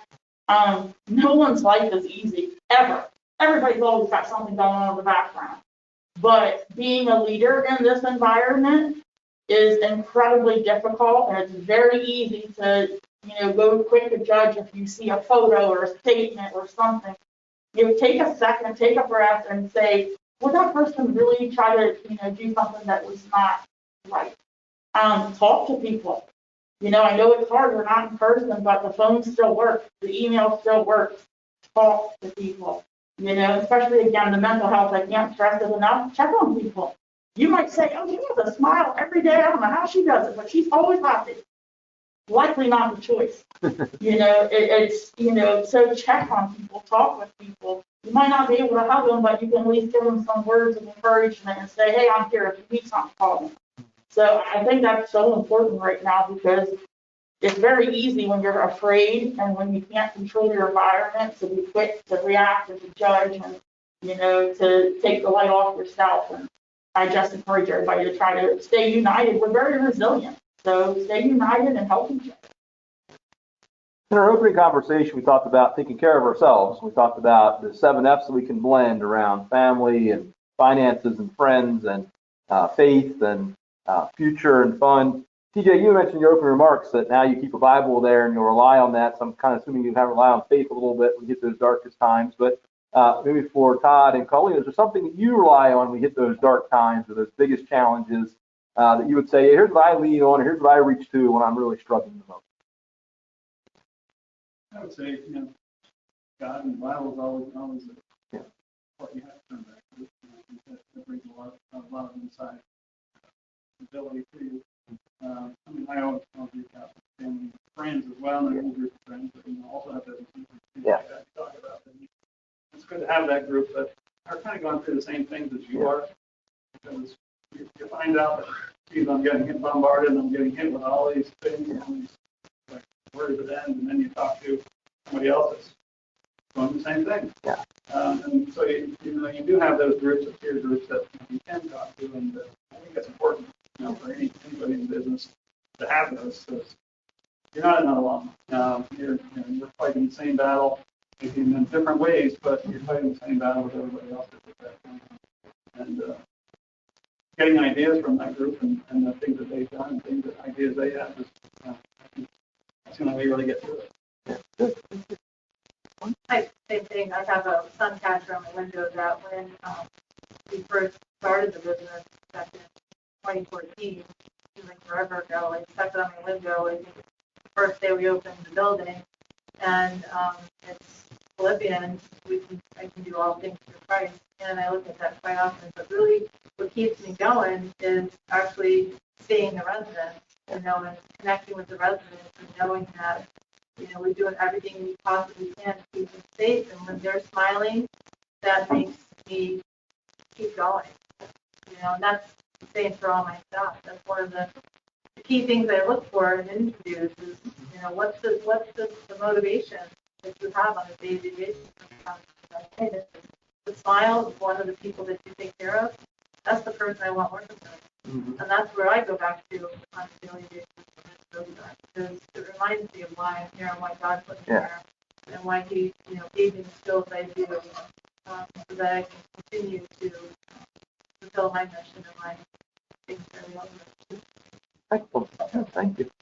There was actually a question earlier. We're talking about helping our employees be focused on customers sometimes, and you said residents, and sometimes having that outside focus helps get through some of that. But there's a question kind of around how do we deal with customers who are kind of using COVID as an excuse not to follow through or not to pay bills and things like that. Have you any experienced that? And what have you done to kind of reach out and stay connected to customers or resident families in a way that still makes them still want to be a part of our organization and do their part to help us be successful as well? I would say probably the biggest issue you have is with the customers that are really getting hit. Yeah. You've got the restaurant people, you've got those people who are just down and out because they just physically aren't allowed to do their job. So we've had to be lenient with them. And the customers, we have a lot of long-term customers that we work with, and we figure things out. We've continue to do work for them, even and all the invoices and things like that. Not the dollars, but it's going to turn around. And at the same time, you also know those people, and they've been faithful customers, and you're going to help them and continue to do that. So on one hand, you're trying to help. On the other hand, you also have to remember that you have a business and you have to have income. So it's a balancing act. We've been fortunate. I always try and plan to have minimum 6 months of working dollars in place, and so we can weather a storm. But at the same time, you also they have to be realizing that we're there to help them, but we do expect to be paid back. Yeah. So it's a balancing act. Sure. For us, if resident families want them to stay there, so we don't really have problems. Our challenge with COVID is being excused as our employees. Well, I have a sore throat, so I can't come in today. It's Friday night, they've been asking the rest of their team members, can you cover me tonight because there's a big party going on? Like, we see the excuse for COVID happening more at the employee level than anywhere. And early on, too, was a lot of fear, and we lost 2 of our good employees because they were afraid to come to work. And even though I said you're safer in our community because we are wearing like medical grade masks, gloves, have gowns, we have all the PPE, PPE that you can ask for to keep you safe. They still, decided that they didn't want to continue working in our environment. So that was a challenge. That's where COVID excuses came there. Not really fair. People did say to us, like, especially when we were shut down for vacation, they didn't want to lose their family member in because of COVID. They couldn't come visit them. They placed them, like my own family. I placed my mom in March, and they didn't see her till June. So it was really difficult for family members to place their trust in us when they couldn't see their family. So our customers are businesses, and so there's so many different types of businesses we represent and not-for-profits, and we've been handling them on case-by-case scenario. Like Todd said, certain industries just haven't gotten a break through all of this, so we take it case-by-case. We encourage those who are experiencing difficulties, not just not pay the invoice and not respond to us. We reach out and everything's going on, okay. A lot of our folks have been long-time members, so we reach out, gauge where they're at, give them, an extra. If they've been closed for 3 months, we're going to move your due date out 3 months. We've bartered where we can because we have expenses with having a facility that maybe we can't afford right now, but we need. You can't afford to pay your invoice, but you offer these kind of services. What can we do to make each other whole? So we've done a lot of that, but also, if we know of businesses that are struggling or sectors, we keep an eye out and a finger on the pulse of any help. Union County Cares projects, we heard about it. We stepped up and said, can we be a part? And, this office, personally, my phone number was the only phone number for any business in Union County if they had a question about how to apply for that. We took it a step further, and we knew businesses that weren't doing well or were under those different mandates that were closing them, but never applied, to call them up personally. The team helped. Let's call them. Why didn't they apply? And, it's too hard, or I don't need it as much as somebody else might need it. And so we had several businesses that were on the brink of closing, but for several different reasons, didn't want to apply for any kind of funding, PPE, your PPP, any of that. And so we held their hands and got them through where they needed to go. And then, when they would receive any of that help, they were just, down through us with gratefulness from them. And, we're trying to make sure we can give as much help as we can, even, with our services. Some of them can't afford different services they used to get. And so we've been offering different services that we do internally. They're not member benefits to folks to help keep them going. So, and trying to be that conduit of making sure they know about this application and that grant and so forth. Good. Well, thank you. I think all of you talked in the conversation about the value of your team and what you learned about your team, and your team was there to support you through this, which is really good. And I was impressed how you talked about the fact you kind of kept your people whole. You were able to keep paying them even though they weren't working at the time until you get them back to the job. Something really valuable to do for your team and make them feel important. There are some other things that maybe Colleen or Tea Jay, and then Todd's going to add to it, you're more than welcome to. You'd say there's one key thing we did with our team or for our team that really, I think, was the best thing we did for them or with them this year to keep them connected. Oh, you actually talked about the Whoopie Pie Wednesday. I like that idea about it. Whoopie Pie Wednesday. I think we did, for Assisted Living Week, we did an entire week of things. So one day was wear your pajamas to work day. The other day, the next day was like backwards day. Another day was crazy hair day. And then, for each day we had something like whoopie pies or pizzas or whatever it was. But that was a fun time, and people could see the stress kind of refocus or kind of put away for a little while. Yep. That, they were more focused on, hey, we could wear our pajamas today, or we're wearing mismatched socks. Yeah. And we took pictures of them and we put it on Facebook and, saying how appreciative we are to them. We did a Halloween costume challenge. The dog bouncer won. So, it was, we did several things throughout the year, but I think overall, having that 1 week where they really, could go outside of their norm and they didn't have to dress in the scrubs every day, and I think that really helped and we seem to come together. Nice. Thank you. I think with our team, again, it's a small group, it's like a family, and then our extended team to the board of directors, they're keeping that line of communication open, being upfront, being honest. If you don't feel safe, if you want to work from home, if your family's concerned, trying to make sure that everyone had an opportunity to just let it out. And there's been frustration, there's been tears, there's been just unexplained laughter. We just go through all the emotions, and I think it's key, like I said before, just to keep everybody connected and check in on everybody. And we would make things. All of our Zoom staff meetings during the 3-month closure always had something funny. Whether it was whatever room someone was calling from, we would get off topic for a little bit of what we're doing today. Just how are you doing? How is it being at home working with your wife in the next room, or take your phone outside or your computer outside and work from get some sunshine. And we had moments where there was chickens poking their head in on my Zoom call, looking at my staff while I was working outside, or goats yelling in the background.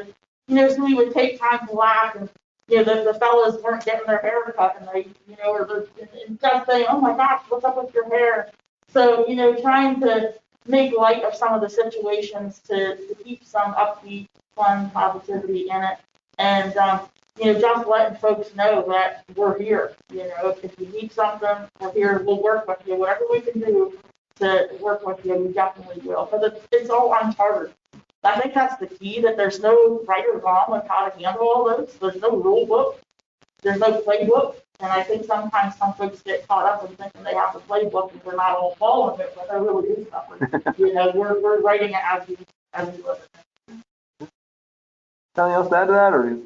I think it does. It caused us to try and reach out to everybody more informed, a little bit more contact with them, try and make them feel that, let them know what's going on, because there's so much uneasiness out there, and the day-to-day is, like you said, it's plan today. It's hard to plan tomorrow today, because everything's changing constantly. So I think it really helped us, in fact, that we reach out and communicate with them a little bit more, let them know what's coming, let them know what's going on, something's changing, let them do some things for them, and things that we are doing for them. So there's not those questions out there in their minds, keep them up to date. So I think it's probably one of the things it caused us to do, which was a good thing. Yeah, communication connection is always good, but it's easy to get pushed by the wayside when we're just busy doing our work. Now, as a reason to do it, helps bring it to the light. Well, one last question, and then I'll give you a chance to kind of wrap up after that with some closing comments and thoughts. But if you go back to March, so now we've had 10 months to think about this and experience it. March was kind of a chaotic time. We didn't know what was going to happen. It was just hitting us out of the blue, and we're having to just react to it. If you go back to March now, what one thing might you change about your response from this year? Or how might you think about it differently in March if you go back to there today? Or maybe you say, I won't change anything. It all worked well. So.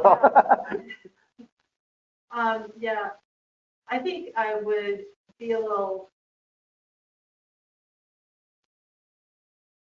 I don't think I would have had the expectations that I put on myself in the beginning. Then, we are going to do this. We're going to keep it out. We're going to do blah, blah, blah, and the expectations I put on my staff to keep that bubble closed. And although it worked well for us, it seemed like we're coming out of it. We needed to believe in ourselves more, that we could come out of it, and it was one day going to pass. It is one day going to pass. And, keep moving on and keep doing the day-to-day and not focusing too much on the what-if scenarios, because those what-if scenarios would really get you in trouble. And to go back to my father, who has lots of statements and sayings, and one of them is, if ifs and buts were beer and nuts, we'd have a hell of a party. Because there's so many of them that could go through your mind, and I think that's something that I was thinking about, the ifs or the buts, and just your day-to-day. Yeah. From the beginning. Good. Thank you. Yeah. I think thinking back, it's a hard thing to try and say what would I have done differently. I think we've done everything we could do at the time to challenge, and I think things went well for us. Yeah. So, I can't say that any one thing that we really changed. It was an evolving thing, so you kind of dealt with each thing as it came along. And I mean, we had to, from my standpoint, we had to go out and get waivers to put everybody back to work. So that was one of the big things right then and there. I mean, I set up nights and mornings and, writing all kinds of requests that allow us to do these jobs. And we had a lot of them that were essential. We had jobs that were food related, they're food processing that they were trying to ramp up, and so they left those to be essential. We had the plant right behind us, right back here. There's a hatchery. They use that for antibiotics. So that was one of the things we needed to have. And we had starting rehabilitation jobs that we were building, so they wanted those continued because what did this all cost? I want more of those types of things. So those buildings are about done right now, and they're ready to put people in instead of big need. So those kinds of projects allowed us to keep going, which was fortunate for us. We did have to. Some of them weren't fortunate. So I think we did everything we were supposed to do and just tried to do, and after it opened back up, we could put everybody back to work. But I don't see any one thing that we would really do different. So a good insight for us to think about: are we diversifying our thinking, our business enough to cover when those challenges hit? We're not just so focused on one thing that it closes down and we're in trouble. So that's a good insight. Yeah, what's your thoughts? Anything you would change? So we implemented SOP, standard operating procedures, right after I became president in 2017, and we found I was really driving that for like the first year, and then you just lose sight of it. And so early on, when we had to figure out how to ramp up and go off site and work and so forth, we found some things that were little hiccups on the way, and get back to those things, because those standard operating procedures and other things like that you keep in place for emergencies were very beneficial to this happening. Like we had to conduct payroll off site, which we weren't ever prepared to do. And so there are some things that I think we're going to look forward to keep planning and growing and try to be able to be better prepared for such instances. But I think I wouldn't change much, because I think being determined to continue to operate versus just saying, okay, we're going to shut the doors, pull everybody off. I cared about my staff, and I knew that, most of them just depend on their employment and their health insurance and all of these things. And so the thought of them, my extended family, being without just wasn't feasible to me. I had to figure out a way to make it happen. And then the bigger picture, to serve those 500 businesses that were relying on us, maybe the only we could offer during the time was, encouragement and support and whatever that could be. During those 3 months, we called every member or emailed every member to make sure they knew we're still here. If you need us, we're here. And so, I think maybe I would have done that a little more often, but I also know, like Colleen said, I was taking too much. I was expecting a lot from my staff working remotely and having all those fears in their own minds and so forth. And, I put a lot on myself too, but, going forward, we're getting it. Well, any last thoughts or comments that you have as you kind of wrap up and think about the conversation? Any last thought you'd like to leave with the audience, or point of wisdom, or a good insight, or anything else that you'd like to say as we kind of wrap things together today? I think with the end of this thing in the foresight now, we're all hoping that we're seeing light at the end of the tunnel here, and we're coming out of it. And I think we'll keep a positive attitude and look forward and to say, okay, it's behind us now. How do we move forward, and how do we help others to keep moving forward as well? Because it's not only about us, it's about our people, it's about our customers, it's about all those people. So don't be focused on yourself as much. Because it's a group. Chamber has been excellent for me as well, and I've learned a lot through the chamber, and been updated on a lot of things from different angles. Things that are out of my perspective that I learned from Tea Jay in the group. So I would say just let's not look back. Let's look forward and keep things moving. I think we've learned a lot, so it'll help us in the future as well. And so I think we'll all be stronger for it. A nice setup for our next session is going to be, how do we think more transformational? How are we going to come out of this and actually transform our organization differently than it was pre-COVID? So Nice input, Matt. Thank you. I think that going forward, I think that, it's given me a really good appreciation of how we could better manage our time within normal standard operating procedures because, we're getting things done now with all the additional things. And, when we get out of this, it's going to be a piece of cake. So that's what I think, is I'm going to have a really easy time after I've had to deal with all this.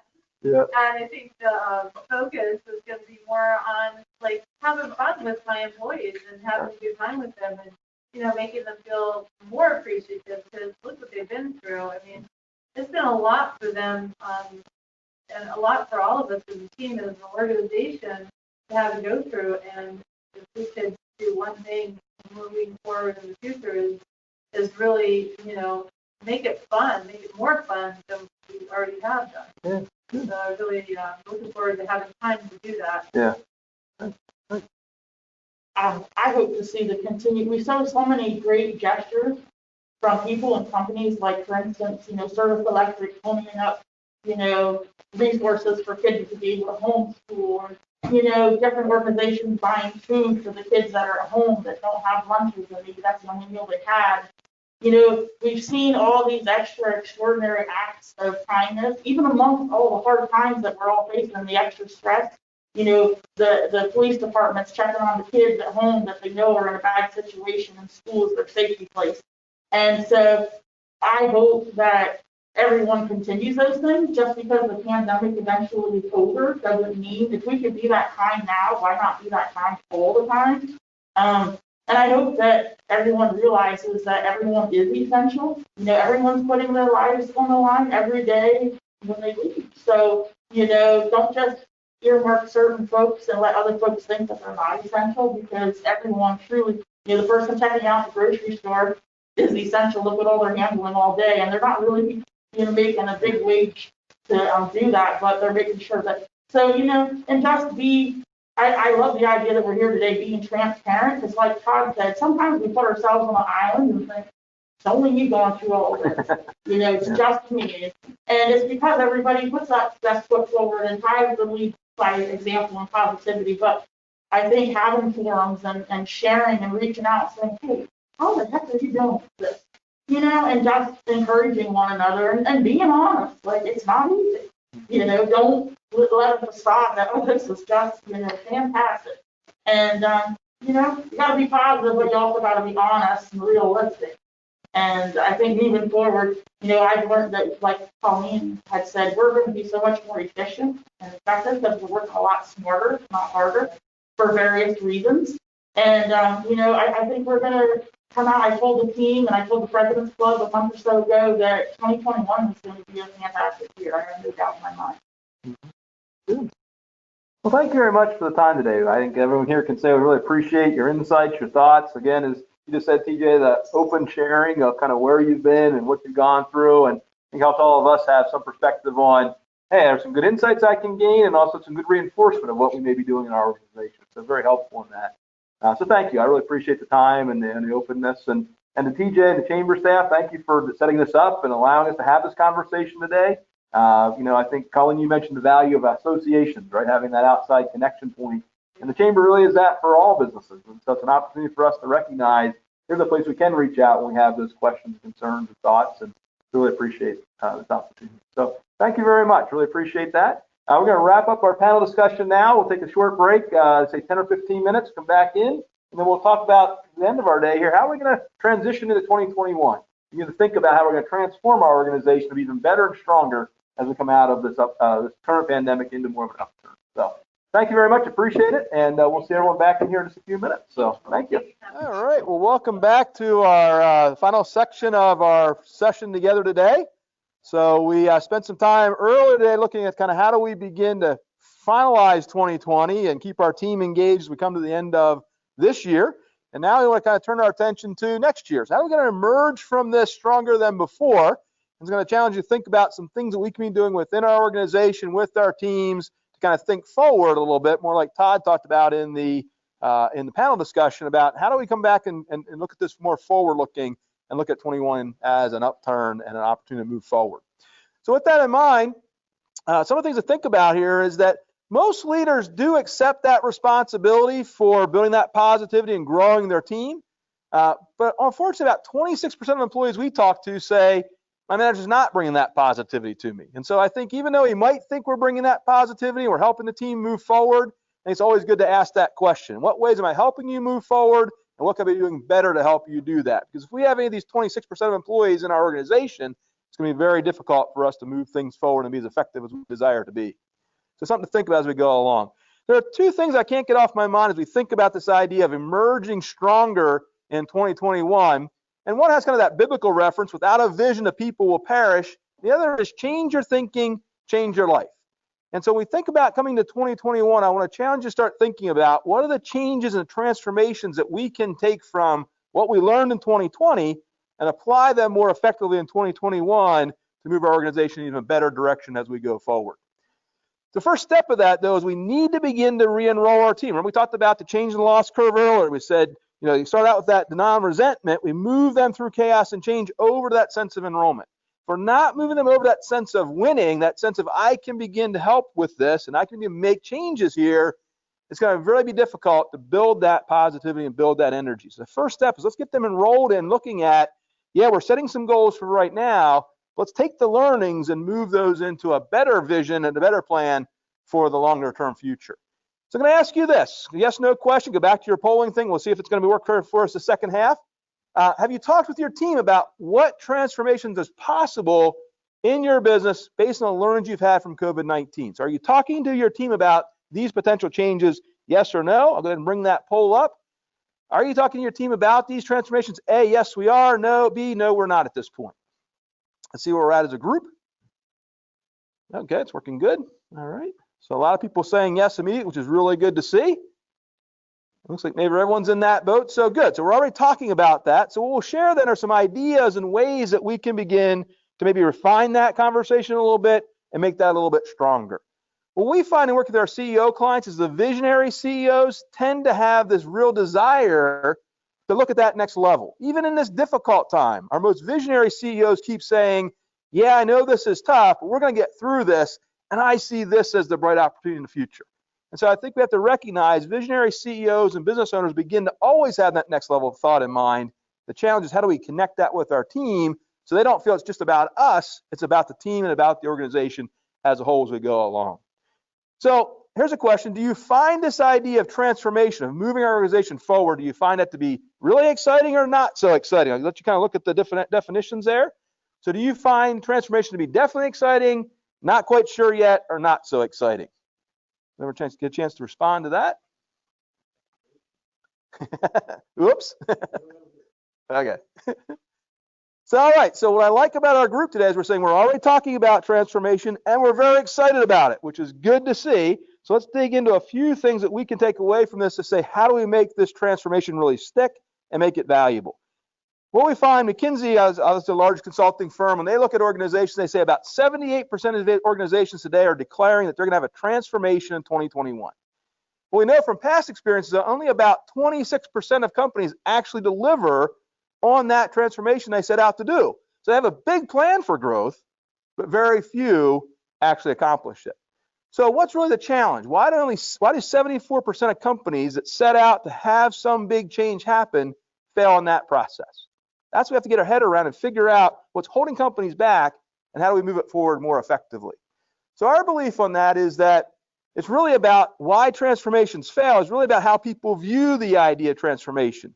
See, most organizations are designed and set up to accomplish what we set out to do. So we kind of set up our organization to deliver what we think we should be delivering to customers and to function the way we think we should be functioning in a kind of previous life, last year. Right? Tea Jay mentioned it when she talked about the SOPs. We had those in place for how we thought we'd function, and everything changed. And the challenge is that when we put those things in place, it forms this really strong foundation. Right? Everyone goes, oh, I can hold my hat on that. That's exactly what I'm going to do. That's what my job's about. And then things begin to change, and it's very difficult sometimes to shake that foundation. When we come up with this idea of changing things, that foundation gets disrupted. So we go from thinking we're going to keep going where we were going to trying to go somewhere new, And everyone's going, yeah, but I know that's a good idea, but I like doing things the way I did them. I want to go back to the way I used to do it. I want to go back to the old normal, not the new direction we're taking. And even though people get excited about the idea of transformation, shaking that foundation is very difficult to do. So what happens is people begin to hunker down, right? They begin to say, that's good for everyone else to change. I want to go back to doing what I was doing. And so as leaders, we have to think about, how do we begin to disrupt that thinking and change that foundation so we can begin to move forward in a different way? The way we talk about that is that when we have this idea of a transformational change, it tilts our organization. So this green line is we tilt the organization towards a new direction. The challenge is, think about that. When we tilt the organization forward, do all the employees go there, or do they kind of keep pushing it back to where it was? Our experience suggests most employees, again, because they like that foundation, are going to push it back to that blue line. They want to go back to the way things were. And so our role and responsibility as a leader is to say, how do we rebuild that foundation to allow this green line to stay in line with this new direction we want to take and not try to get pushed back to where it was before? And the way we do that is we begin to bring certain things into the system that weren't there before and take certain things out. So we call the 5 S's. I'm going to talk you through those. We're going to use those in a moment. We have 5 S's we talk about that help us to tilt that organization in the right direction and keep it going there, even though people have that tendency to want to push it back to where it was. And if we're not thinking about those and challenging those, then we're not allowing the organization to stay focused in that new direction. But be very careful, because it can't just be, again, a management decision, a leadership decision. We are going to change and you will do this. Because when we go that direction, what happens is then they really get staunch on trying to push it back to where it was. We have to engage our team differently in identifying some of these potential changes and moving the organization forward in that direction. So to do that, we want to recognize that too often leadership teams struggle with that realignment. We struggle to make that change ourselves. So if we're struggling with that change, think about how our team is struggling with that change. And we can't overlook that, because if we do, we end up going back to last year's strategy thinking rather than the forward thinking direction we want to be taking as we move along.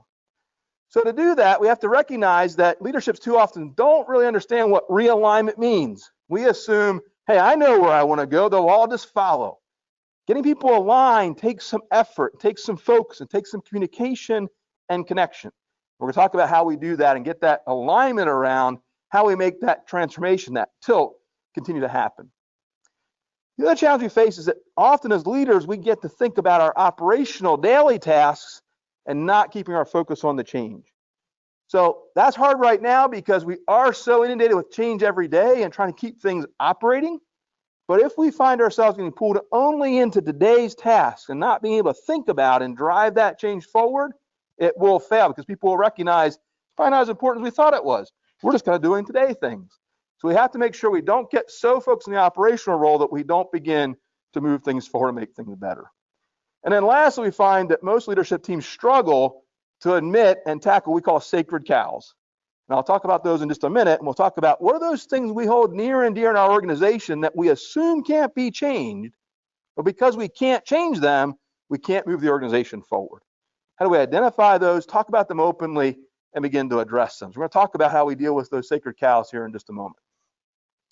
So as you can imagine, I'm explaining it, this idea of transformation and change means that we have to do a lot of realigning and redesign of our organization and our goals. And that's tough to do because, again, when we're in the midst of something like we're in today, we're just trying to survive sometimes. And to actually think about where we can change the organization gets difficult to do. So again, I'm encouraging, enroll your team, engage your team in finding ways to redesign and realign where we're going with some new goals. So I mentioned those 5 S's, things we can bring into the system or take out of the system to make it work better. And those are these 5 things. So our systems, our structures, our staff, our skills, and our style. I'm going to talk about each one of those. I'm going to ask you to think about each one for a little bit and make some notes for yourself. What can you leave with today to say, here's something in those 5 S's that we need to begin to think about very differently if we're going to successfully move our team forward in 2021. And it may be a learning. We may have learned something about one of these 5 areas in 2020 that we can take with us into 2021 to make it more successful. Or we may say, I recognize why we struggled in 2020 was because we didn't address one of these areas. That's what we need to address going forward. So I ask you to think about each of these 5 and do some reflection and thinking ahead so that when you get back with your team tomorrow, you can say, here are some things I'd like you to think about. Here's some areas I'd like to engage you in talking about so we can get better and we can transform our organization going forward. So systems, I'll spend a little bit of time on each one of these, but systems are those formal and informal processes for how things get done. So what are the systems and processes we have in place, the procedures we have in place to get things done? So what have we learned in 2021? I'll give you just a little bit of think time here. What did we learn in 2020 rather, about all of our systems and processes and procedures? What worked well for us when we went through this? What didn't work so well? What systems did we have to change? And we learned, hey, we can do things differently than we thought we could do them. That's something we should carry forward. So just take a minute and just think about that. What are some of those system things that maybe we have to attack and think about differently in 2021 based on what we learned in 2020? Let's give you a little quiet thinking right time, and then we'll kind of move through the other 4. You heard in the panel, people talked about they had to reach out to find partners in some of these areas. We don't have an internal IT department. Who do I reach out to for that? Well, what's that tell us about our systems going forward? Can I continue to rely on them, or are there other partners I need to build in our systems to make them work extremely well? Let's look at structures for a moment. Structures are those frameworks for how people are organized and how we manage things. So think about, are we designed by business units or groups or sub-teams or divisions? Do we have individuals focus on one particular item or activity? Is that structure really helping us move into 2021 and transform our organization? Or do those structures hold us back to where we were pre-COVID, and it's really not helping us to redesign and rethink about where we could go as an organization? So structurally, what would be some of those changes that we've experienced this year that might help us function more effectively next year? So give just a moment to think about that. Jot a couple ideas down. All right, let's move forward. Staff. Think about our staff, the people involved in doing our business. And that could be employees, that could be contractors, that could be partners. So how do we align them? How do we get them on board, train them, help them think about our customer the way we think about our customer? How do we help them deliver service effectively to our customer the way we want to do that? Is there any staff changes we need to make when we think about 2021? Because maybe we think about, we had some people pre-COVID that thought one way. As we go forward, we've got to change some of that thinking. So do we have to change the staff? Or do we have to begin to train them differently, to think differently about where we're going? So take a moment, think about it. There are some staff changes we need to embrace and think about differently to transform our organization. Moving forward to skills. Next S in our thinking. What are some of those skills that are important to our organization or they're important to our people? So skills that staff members may have or they could grow or change, or skills we as an organization to get better at. For example, one of the skills we've had to get better at is our online delivery capability, because more clients are doing things online than in person. So we've had to adjust to that, adapt to that. We had to learn a lot of new things as individuals and as an organization to do that. So what are some of those distinctive skills that you might have to challenge and change to transform your organization to emerge stronger here in 2021?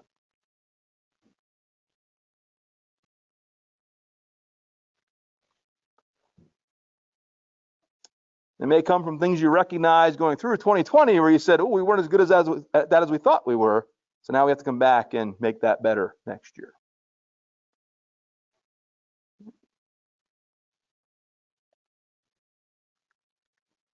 Let's go to style. Next S in the process. So the organizational culture, what gets valued, what gets rewarded or punished. Are there things we need to change in our style? Will we be very silo-oriented? We've got to break that down, be more collaborative. Or we're very collaborative, and now we have to recognize we have to reach outside of our internal group differently. So what are some style things that we need to change in our leadership, in our management, and within our teams so they, again, can transform and be more effective as we emerge from this experience? What are some things that maybe we looked at in our style and said, that held us back during 2020, here's how we have to change that going forward? So those are the initial 5 S's to think about. I'm going to give you a bonus S, and that's that sacred cows one, right? So this is the 6th one. We throw it as a bonus. What are those subjects or things that we view as untouchable today? Things that in our organization are kind of believed to always be true. So it may be around traditions or beliefs. It may be methods of how we do things. It may be even roles or people, right? Well, you can't get rid of Bob. He's been here since we opened the doors. We can't change Sally's role because she's always done it that way. What are those sacred cows that get in the way of us thinking differently and transforming our organization? So I lovingly say, sacred cows make the best burgers. Sometimes we got to fry those things up and get on to the next level. You got to think about what they are before we can do that, though. Let me ask you this. You think about those sacred cows, because one of the biggest mistakes is we don't address them is your culture a safe place to address sacred cows? So think out loud about them. Too often we'd like to address them, but it's hard to do if it's not a safe environment to do so. So A or B, yes, it's safe to talk out loud about sacred cows in an organization, or B, no, it's not always the safest place to talk about sacred cows within our organization.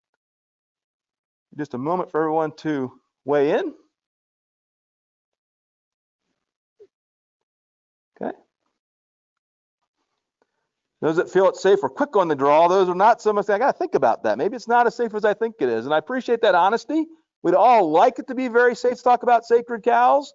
We all like to think we're open to that as leaders. When we really begin to talk about them, it's amazing what people hold back on. I was recently working with an organization, actually a week ago, and the leadership team felt as though, oh, we're really easy to talk about all our sacred cows. Very open, no problem. When I started working with their management group, they began to say, here are the 5 or 6 things we don't feel comfortable talking about. And the leadership team was shocked by that. They're not comfortable talking about those things. We ask them that all the time.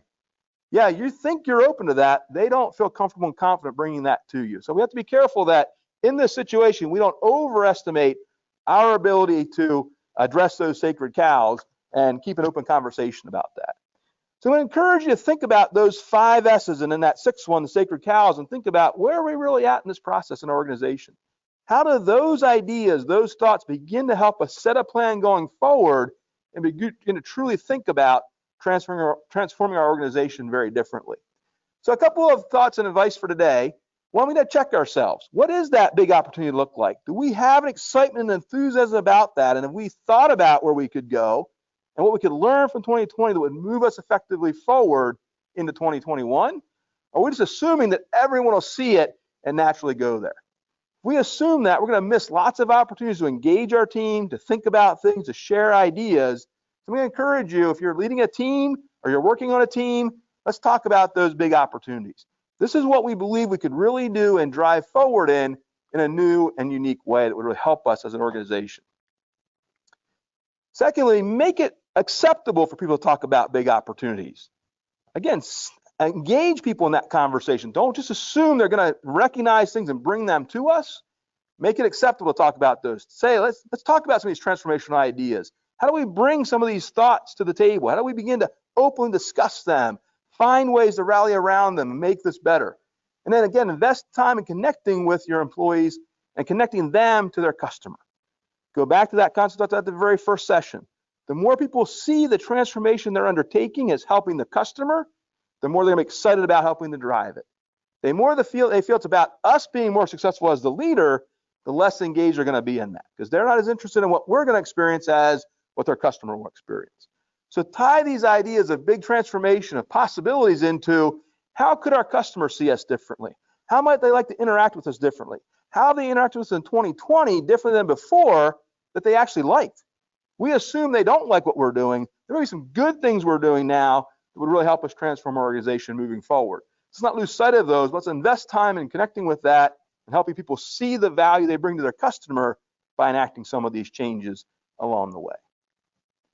And then engage some teams in really good sacred cow conversations. Surface some of those things that seem to have always been off limits. Take the time to say, what are the things that you truly believe are holding us back? And I call it nagging rights with zero cost of candor, right? We got to be able to say, you got to tell me what those are. I'm not going to hold it against you. And so we have to think in terms of how do we begin to open up those conversations, get those off-limit topics on the table and address them very openly. If we're not able to do that, it's going to be very difficult to keep that tilt happening in the transformation and to keep things moving forward. We're going to find that failure rather than that success. And then engage teams. And it says here cross-functional, multi-level teams. If you're in a small organization, don't have lots of levels, that's okay as well. Take your team and talk about, let's go through the 5 S's. Let's look at each of those individually and say, what have we learned? What could we gain? What could we grow in? Where can we get better in these? And use this as a way to build that plan for transformation in 2021, because people feel connected to these things. They value them, they like them, they want to maybe change them, but they feel connected. they're going to feel like they're giving input and ideas that help us go somewhere, not just general grandiose comments that don't lead anywhere. So not just a suggestion box, but actually dig into what are these 5 S's and how does that help us move forward as a team. So engage your team in that conversation. And then remind everyone again that as we think about transforming our organization, again, it's not just about us doing better, it's about us changing and improving maybe our industry, our customer experience, our employee experience. Remember I said at the beginning, our definition of goodness is that people thrive together in an environment of encouragement, accountability, and positive teamwork. That's what this is about. We can change our industry, we can help our customers thrive, we can help our team thrive. That's the type of situation I want to be in as an employee. So we're going to engage our employees, get them excited about being part of our organization, part of where we want to go as we move forward. It's important we think about how do we help them focus on those bigger impacts than just their daily activity. Because the daily activity is nice, but these are the things that encourage people and support them in making that transition. So I ended up the last time with Carpe Diem, seize the day because the team needs you to be a good leader. And the session with Carpe Diem, seize the day because the world needs you to be a good leader. Today more than ever, people are looking for goodness. If we can bring that to them through our work with our employees, through our work with our customers, through our connection to our industry, we can begin to have that positive influence and bring that goodness to our team. All right. So with that, I'd open up if there are any particular questions you might have. I'll add one more slide up here. Here's a way to contact us if you want any of the information we shared, like maybe that 7Fs tool or that can control tool. Just email Kara Rowe at idgcpartners.com. Kim Pheasant at the back. I should have introduced Kim. I didn't. I'm sorry. Kim is on our team in the back corner helping out today. So that's her address, email address as well. And I'm there at the bottom if you need to reach out to us for anything we can do to help you as you move forward. So with that, were there any questions that maybe we didn't get a chance to answer earlier in the day, or maybe we didn't get the answer for the panel that would come up? And if you could for me, double check that and come in on the online. So if you're online, type it in the question area. If you're here in the room, write it down and we'll try to address that for you. So did you want me to address that question you had, or did you get it answered? Well, yeah. I should have looked at it ahead of time. So, with stress being at an all-time high, what are the best approaches to resolving conflict, both personal and professional? So yeah, we deal with a lot of conflict right now. So I'm going to go back to the resilience building model for a minute. We have to be real with people. This is what's actually happening before we try to be positive in it.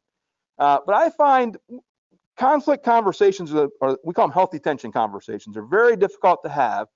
Again, if we don't make a safe space for people. So we have to say it's safe for you to have that frustration. It's safe for you to have that concern. It's safe for you to have that challenge. Now that you've shared it, here's how I want to work with you and support you. So we have to move away from just filling in our own story about why they might have that frustration and allow them to explain why that's a concern, why that's an issue for them. So make a safe space for people to share their idea, to share their story, and then add more value to it. Because sometimes there's things they don't understand or don't see. We can't just jump on that and say, oh, well, you're all wrong. Let me tell you why you're wrong, right? We have to go into it saying, okay, I appreciate where you're coming from. Here's the other piece of information you probably need to have to fill in that story better. Does that give you a different perspective? Then we can begin to resolve the conflict or the challenge. But if we don't make it safe, we don't fill in that story, we end up diverging more and more trying to resolve it. So if that helps a little bit, some ideas to build that safe space and that story in the right direction. Good. Any questions or any other thoughts that come in? Yes, please. One thing I wanted to ask you is frustrating situation is when the organization that I'm involved with was, okay, we're going to shut this down. Mm-hmm. Now, my concept, is going back to what Tea Jay said, is always planning my head, is, okay, you're going to shut this down on Monday. By God in heaven, either that afternoon, if it's Monday morning, that afternoon, or Tuesday, you have to start thinking about, okay, I just shut this down. How am I going to reopen it? Mm-hmm. What involves reopening your business or organization? Yep. And I will give you a point that I was very frustrated with. I'm involved with the local library in Milton. And libraries fall under the auspice of the Department of Education for Pennsylvania. But there's also the governing body, per se, is called the Office of Commonwealth Library. So we were, as soon as Governor looked at schools, libraries came right after that. Yep. Then it was, okay, at that point in time, you should be talking about how are you going to reopen? Mm-hmm. What is this going to involve? Yes, state was red, yellow, green. Very, very frustrating that they was the outside looking in, had no clue Mm-hmm. as to how they were going to be. So it's very frustrating. Anyone that's in business has to decide, heaven forbid you have fire, you have employee theft, you have something that's really bad to your company. You have to know ahead of time how what am I going to do? Yeah. And you talk about sport. You make your own business. When did you start thinking about this seminar to bring to people? And look, we need to talk about what happens next. Yeah. It's that forward thinking. Yeah. So I think your question is, how do we make sure we're thinking ahead, not just in the moment? And so again, I come back to when we have to make these tough decisions, sometimes we can't control that, right? So when the governor puts a mandate out, you have to close your building. I couldn't control that. I still had to make that decision. We're going to have to close the building. Then I had to say, okay, so what does that mean to our team and to our customers? I can control my response to that. I can control my attitude about that. So again, go back to what we can and can't control. And then I like what you're suggesting is, how are we thinking ahead? And so when we start to think of those plans forward, I come back to the 5 S's. When we're going to open up again, how will that impact systems and structures and staff and style and skills?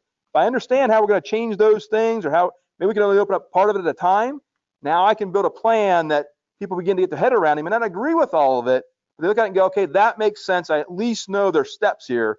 It's not just turn it off, turn it back on. I think that's the biggest challenge for any of us in business right now.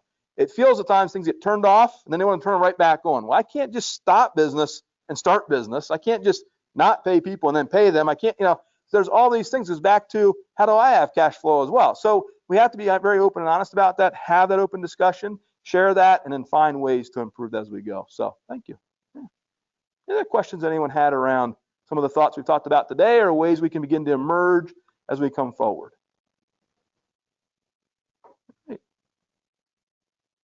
Well, good. Well, again, thank you everyone who joined us online. I trust it was a good experience for you as well. Thanks for participating in the polls. It's always good to see some live data, not just pre-canned information.